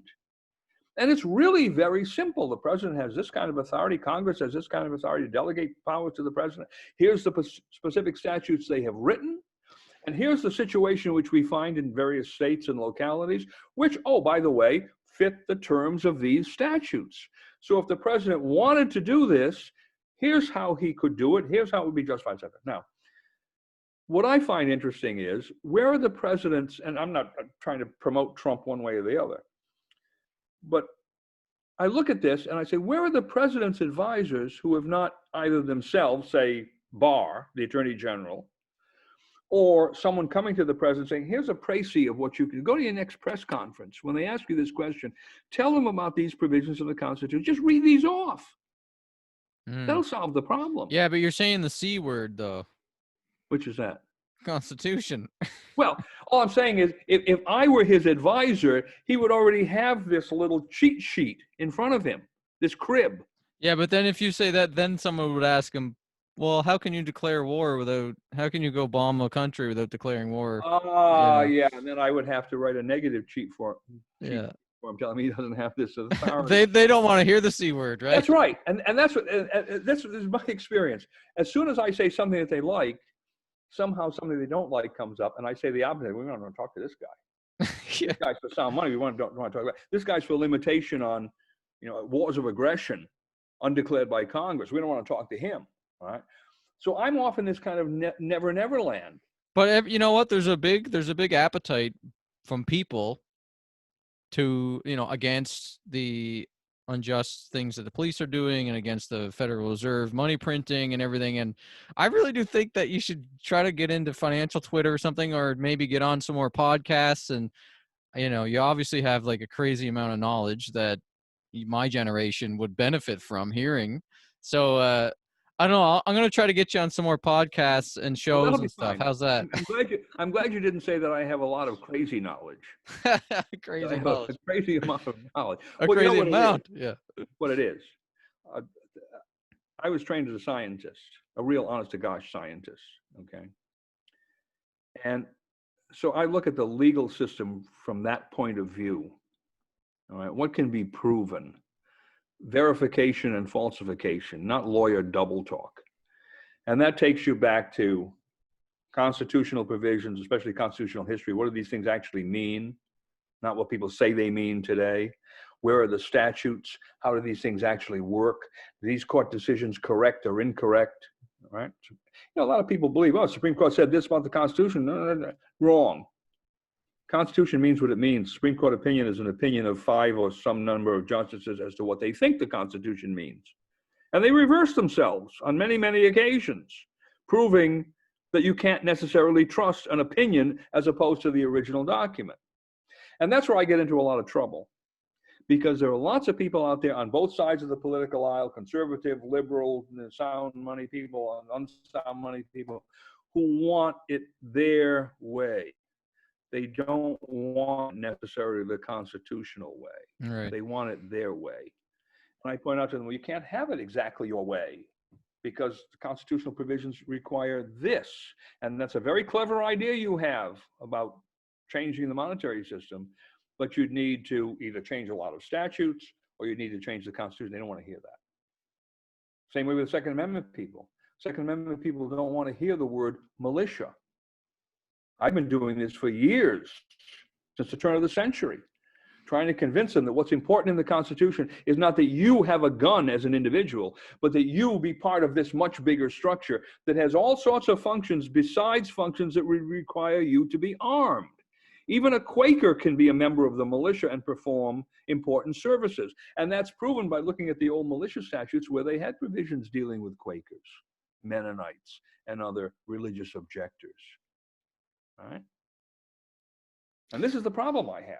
And I don't think it's unique to me. I mean, there are probably many other people that are in the same boat. You know what? I think there's the whole movement of defund the police happening now. So I think people will be more open to hearing about those ideas because there's actually a lot of like public sentiment shift away from police and towards, you know. Yeah, I think that's true. And I have written all sorts of things. News with Views, go to newswithviews.com. So that's a good way then, newswithviews.com. And is that your website or is that just you write for them or? Well, I write for them all the time because Okay. they're just, they'll put anything up that I send them. And I have articles that deal with the problems with the police, tie that into the militia structure, problems with what's called gun control and dealing with the constitutional aspects of that, with the unconstitutional aspects of that. And that's tied into the police as well, right? You have a whole segment of the population that is willing to say, well, we'll accept gun control for the average person because we have these institutions over here called law enforcement or called police forces or whatever that will deal with protecting us. Oh yeah, they'll deal with protecting you, but in their own way. Will they deal with protecting you in a constitutional sense? Will they deal with protecting you in a way that you, as a member of a minority community, will accept as being just and fair? Or will they deal with you in another manner? Right? And that's what people don't think about. The whole constitutional structure is a very complicated blueprint, if you will. The founding fathers were thinking not in terms of little individual pieces. They were thinking of this whole structure. And if you yank one part of it, you yank the financial control part of it out, if you yank the limitations on the powers of Congress, if you yank what we're talking about right now, this whole militia structure, which is at every level of the system, it's at the national level, it's at the state level, it's at the local level. If you yank these things out, you undermine the stability of the entire structure and things will then happen. And when those things start to happen, other props will be put in, but those props will not be ones that are conducive to the proper functioning of the entire operation. And so, yeah, we have the police, we have these law enforcement agencies. They were created essentially out of nothing. They have no real constitutional provenance. They were created in order to deal with problems of law enforcement, problems of execution of the laws. But the people that dealt with them or put them in didn't recognize, wait a minute, there were constitutional structures here that we should be using. We should be building this on a militia structure because of these other considerations. It didn't matter 20, 50, 70 years ago, but it's turning out to matter now. Why? Because these institutions were built or created in a way that was separate and independent from the total structure of society. And they became adversarial, they became antagonistic. They suddenly discovered that they could get all sorts of paramilitary training and equipment from the national government, which they have turned on the citizenry. And you have a large segment of the citizenry that says, we're being oppressed by these people. And to a certain degree, they're right. They are. Because that kind of an institutional structure, being divorced from a direct connection to the people, will in the long run see itself as separate from, independent of, and antagonistic to the people that they're supposedly controlling. The militia structure can't possibly do that because it's made up of the people in the community themselves. They're not going to oppress themselves. Right. No, yeah, and I would look at a number of these minority segments of the population that don't seem to realize that. Right? The problem is not getting rid of police, because you will always have to have the execution of the law function. It's who is going to perform the police function. Is it going to be these things over here, or is it going to be you yourselves in your own community? And I would think that this is where it becomes tricky. I would think that these Second Amendment groups, and we have a large number of them around the country, they would be the first ones to say, oh yes, we want to promote this constitutional structure because in the long run, it also affects our ability as individuals to own guns, to possess firearms. I said, yes, it would, because everyone in the militia structure who was not a Quaker or Mennonite or otherwise philosophically opposed to the possession and use of firearms was a conscientious objector, let's say. He wouldn't be required to have a firearm. All those liberals who are against or whatever, as well as philosophical objectors, religious objectors, you wouldn't have to have a firearm, but you'd do something else. You'd perform some other valuable service for your community. Large numbers of you would be trained with firearms. Why? Because the militia is a structure that eventually will feed into the armed forces. And one of its functions, its third function in the US Constitution, the first is execute the laws of the Union. Second is suppress insurrections. What's the third one? Repel invasions. Well, if you're going to repel invasions from foreign armies, you better be as well equipped and trained as the foreign armies, even if it's a Chinese women's army that they send over here, right? So you're talking about a wide range of functions that are going to be performed, training, equipment, et cetera, that are going to be required. And one of those things is this police function. All the 9/11 functions, fire, emergency rescue, these would all be part of the militia structure. And as a result of that, all of them would be controlled by and financed by, and the personnel would come from the communities in which those units were performing their various functions. And that's something we don't have today. It certainly seems to make sense that if it was made up of people in the community, then you would get a lot less police brutality and a lot less oppression, because it's your friends and your neighbors, and it's and your friends and your neighbors. See, the police function would be particular units within the local militia. Who funds this? Just as the way the Minutemen were, and some of these others, you go back historically, you can see that happen. So here you have a militia structure within a town, and a certain number of people within the militia in that town are seconded to the police. And they may go to a militia police academy, and they're going to be trained, and they're going to be paid money and so forth and so on. But who are they? They're the people who live next door to you. And they are also subject to you in the larger militia structure. They are not independent of you. That larger militia structure, let's say the county militia structure, which is normally the way that these things were organized, the county militia structure will have legal jurisdiction over that county and town police function of the militia. So you're not going to be separate and independent. You step one angstrom unit outside of the legalities, and that bigger militia structure calls you to account. Mm-hmm. In fact, you'd be court-martialed. All right? So it's impossible to set up these kinds of antagonistic and adversarial structures or situations simply because of the way that the militia structure would be organized. And that, I think, if you're talking about communities, minority communities, let's say, they're the ones that are going to be the personnel, and outside of those police function units, they're the ones who are going to be the supervisors, which you don't have now. Right.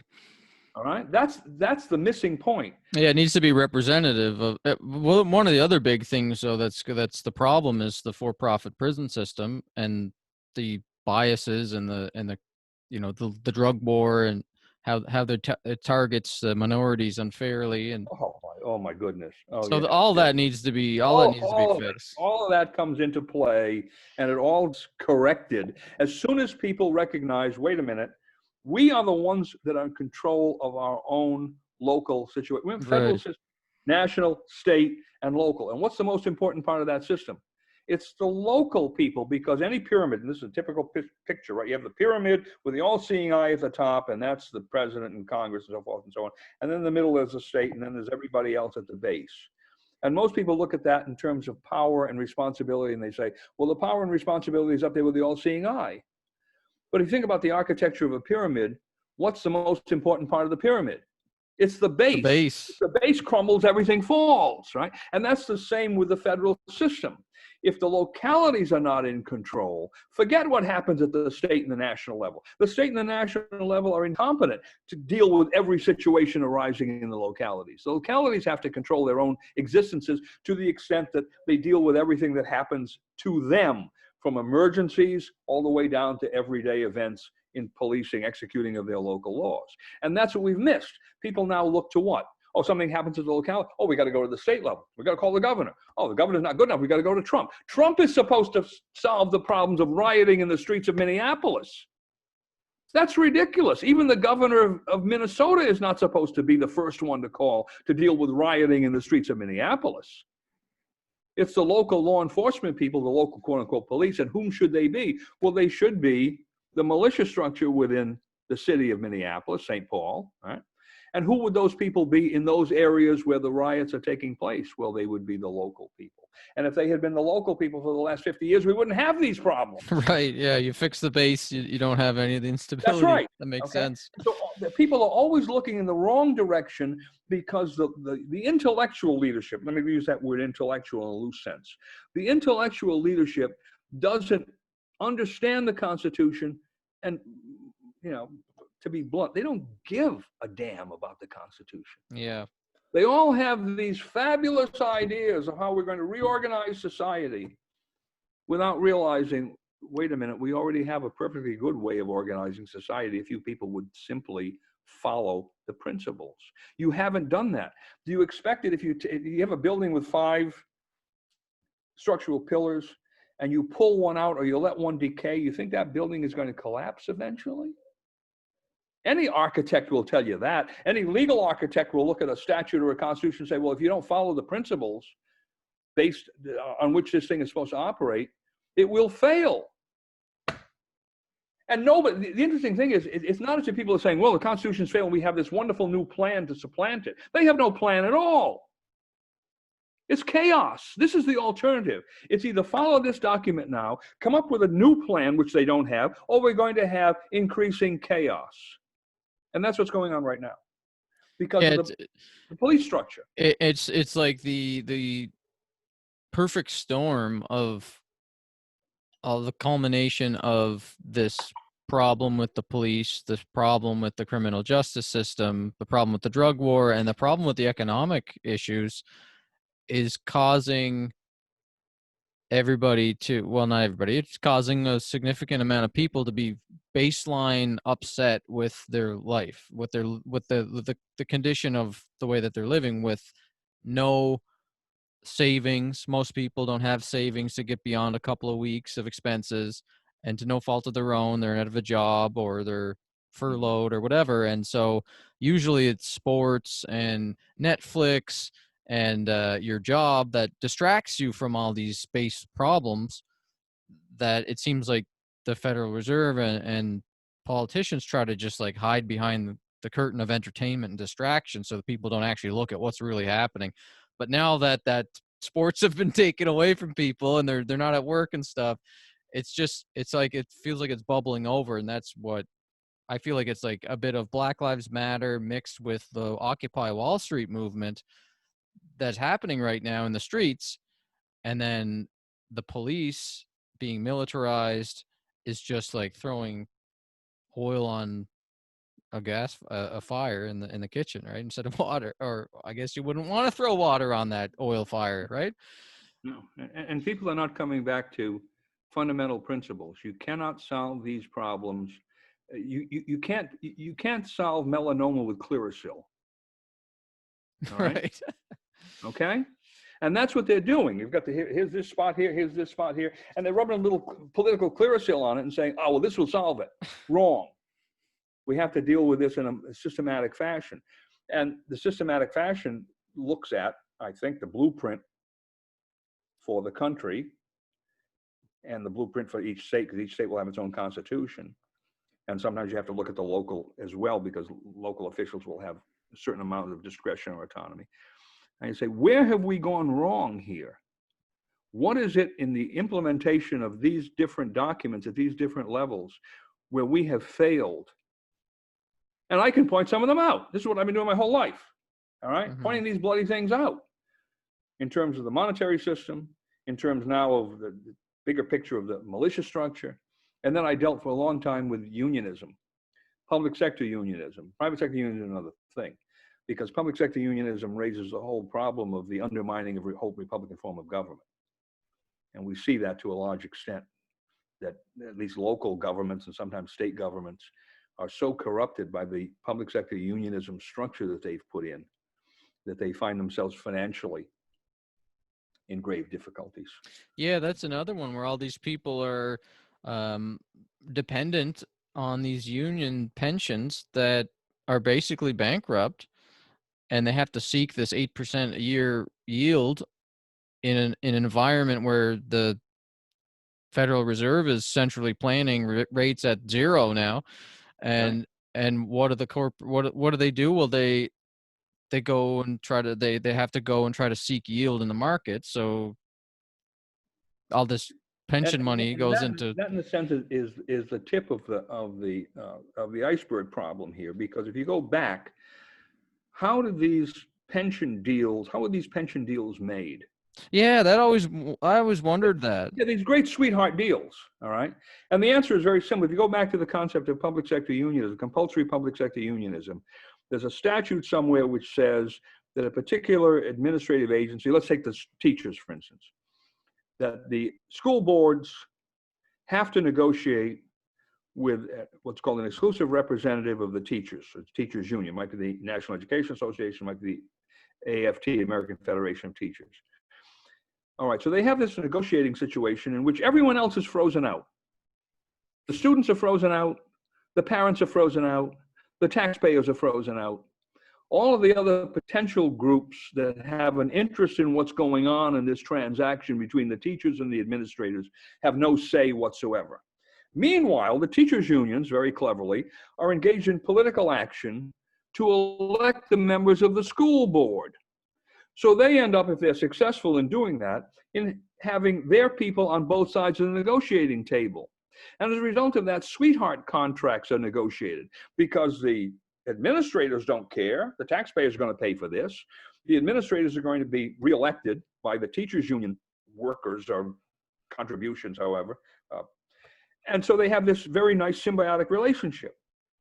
So you have a sweetheart arrangement, and the sweetheart arrangement is a contract which really doesn't look to the realities of the future. And when you get to the future, you discover, oh, all the predictions about how these pension funds were going to make money turned out to be a failure, right?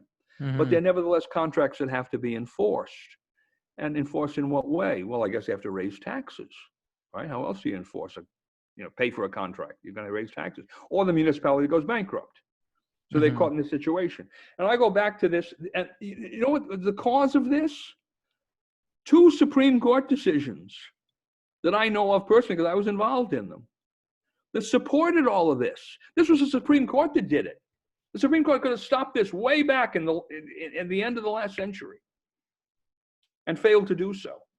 Do you think that we're going to see, because this is something that a lot of Bitcoin people and financial Twitter people are talking about, this Ponzi that's going on in the pension system, combined with like stock buybacks, juicing the stock market prices, and it's all just a phantom value because there's no real fundamental there's some real fundamental value in the stocks and the assets that these non-bankrupt pension own, but most of it is just a remnant from the Federal Reserve pumping more money in 2008 and 9, and continuing through quantitative easing, just pumping more money into the stock market to raise asset prices, and it's created the bubble even bigger. So the real fundamental value is not really there because all this value that it's been created by doing stock buybacks. Like a lot of the top companies were just taking pension money through credit funds and buying stock with it and juicing the price of the stock up. So then the pensions look like they're funded. But then if a real market crash happens, which it should, like Ron Paul used to always say, that the proper thing is to just let it flush and like let all the toxicity flush out of the system. It'll be painful. It'll take 5 years maybe to get through a depression level event, but then we'll be through, and then we can move to a sound money system and we'll have real price discovery again. But obviously that's not the path we chose.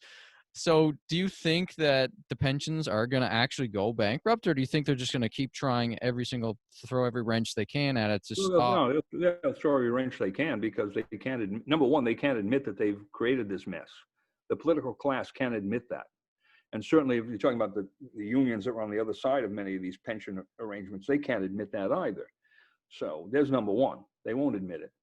And then, of course, number two, they don't want to lose whatever financial benefits they can squeeze out of these arrangements that they've negotiated. Right. They're making fees and stuff on the management fees. Well, and the pensioners. I mean, to start with the pensioners. Let's not talk about the money managers. Let's talk about the pensioners. Okay, they want to get as much as they can out of their pensions. And then what about the public officials that the unions are helping to elect? Right? Who was it in Wisconsin? Wisconsin was the classic example. Wisconsin was the first state that created public sector union statutory structure. I think that was 1964. And Wisconsin was the first state that repudiated that a few years ago, right? I can't remember the governor. He said, we've got an impossible situation here. We can't pay these pensions, so forth and so on. This is all because of the unions. We've got to correct this situation. Somebody should have told them, well, a bunch of damn fools before you in high office in Wisconsin put this in. This was predicted at the time. I wrote a book on this. This is what's going to happen. In fact, I wrote a book. I had a case in the Supreme Court where we laid this all out for the Supreme Court. We said, if you do this, if you allow this to happen, here's what's going to happen to municipal finance. It's a case called Abood versus Detroit Board of Education. If you allow this kind of a structure, we were challenging the constitutionality of the structure. If you allow this to happen, you will see 10, 15, 20 years in time, once these situations solidify, they will destroy municipal finance. And what happened as a result of that case? Well, the Supreme Court said, we don't worry about that. That's fine. And they said that the brief that we filed was too long. It should have been a tweet. It was too long. Okay, yeah, it should have been. If they had Twitter, they would have said it should have been filed on Twitter. But they said it was too long. And the interesting thing, at that time, there was no length to a brief in the Supreme Court on the theory that the only cases they heard were the ones that were so important that the Supreme Court had to decide the issue. So you wrote as long a brief as you thought was necessary. And the only limitation on it was, well, we don't want to get beyond the point of what we consider to be necessary, because otherwise they'll say, well, so they didn't like this brief. It was too long. And I remember Chief Justice Berger was sitting there in the Supreme Court, and he gets up with the brief in his hand. He said, this brief is too long. This brief, you could have said everything you said in this brief in 75 pages. And that's why we're going to institute a rule in the Supreme Court that a brief can only be 50 pages long. And I almost laughed when I heard that.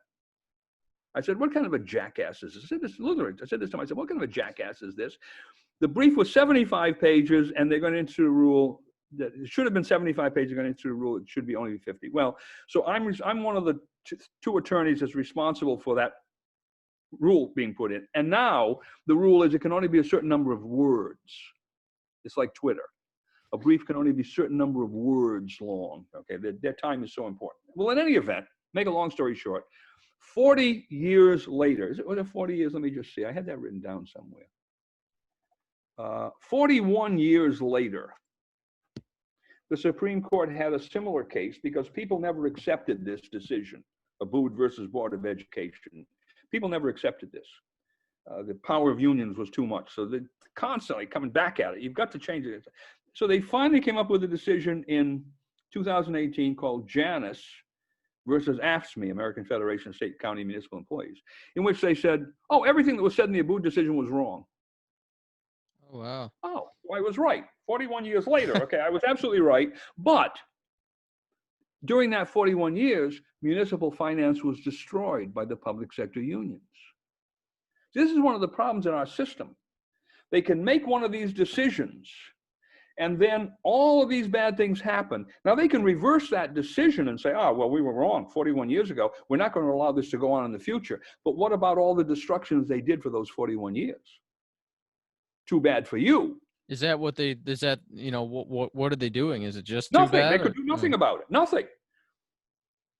So in the future, these union contracts, they can't do this kind of thing. They can't do what was allowed in the Abood case. So are all these municipalities basically going to go bankrupt because of? Nothing can be done about it. Even though they admitted in the Janus case, which was what, last year, 2018? Yeah, 2 years ago. 2018, they admitted that everything they said in the Abood case was wrong. Now, there you go. You see, here you have a part of the governmental system, the highest level, which has no accountability for what it does and no responsibility. I mean, accountability is somebody saying, I was wrong. Mhm. Responsibility is I'm going to make up for that in some way Well, with all the people I've harmed. didn't the Federal Reserve announce that they were going to start buying municipal bonds in Oh, one? yeah. Well, so the Federal Reserve will jump into this, and so we can have more paper money inflation. Right. Okay, more control by the Because Federal Reserve. the Federal like the politicians and the Fed, the bankers don't want pitchforks and torches, right? So they're going to do whatever they can to prevent the bankruptcy of the pension plans, but in the meantime, they're destroying the value of the money that's in everybody's bank accounts. And you see the accumulation of error. All right. Yeah. If the Supreme Court had done the right thing back there in what was the exact date of it? 1977. If they had done the right thing in 1977, this horrendous problem would never have occurred. All right. You wouldn't have needed the Federal Reserve to intervene. You wouldn't have had these pension funds and other sweetheart collective bargaining agreements that undermine municipal finance. Those things would not have occurred. All right. But they did occur. And they occurred because of the Supreme Court's making certain decisions based on fallacies. Let me just say that. I don't want to get into the real details, but based on fallacies, right? Finally, it wakes up to the fact that these were fallacies, and it says, we've been wrong for the last 41 years, but it's too late now. And intervening in these problems, we now have the Federal Reserve gaining more authority, right? Because now they're going to be dealing with these aspects of municipal finance, which they should never have dealt with. Right? And so we multiply, we increase all of these problems, and no one ever really takes accountability. That's the reason I come back to the Supreme Court. You look at this, and the average person has no idea that these two cases ever occurred. And if they don't even know that the pensions are in trouble. No, and they didn't even know that. Right? And they don't even know that this was the responsibility of the Supreme Court, headed by Warren Burger, who didn't understand that maybe the length in the Supreme Court was not the most important thing to talk about when this case was being decided. This Abood case was being decided. Okay? When he was talking, this is what, it just strikes me as amazing. The reason our brief was so long, it was actually longer than 75 pages, it was like 118 pages or 120 pages long. It was a long brief. Because we had to put in a lot of material from economists and others who were predicting what was going to happen as a result of union control through collective bargaining of municipal government, right? The budgets of municipal government. This had not happened yet. The economists are looking at this and saying, here's what's probably going to happen because this and this and this and this and this. So we put this in a legal format and said, if you give them these kinds of powers, we're going to see these economic consequences. And so you shouldn't do it. You don't have to do this. There are constitutional ways to stop this. You don't have to allow this to happen. Oh, no, that's okay. This is just like private sector unionism. It's not like private sector unionism. Because private sector unionism, when the unions become, what shall I say, parasitic, capital flows out of those industries. Mm-hmm. They destroyed shipbuilding in this country because, they can get higher wages in those shipyards, but the capitalists don't have to keep those shipyards up to date. Right. And they build ships someplace else, all right? So they destroy. But with public sector unions, what happens? Who are the taxpayers? Well, they're people, to a large extent, that won't move. They're living there. School boards, for instance. Who finances public schools? It's real estate taxes.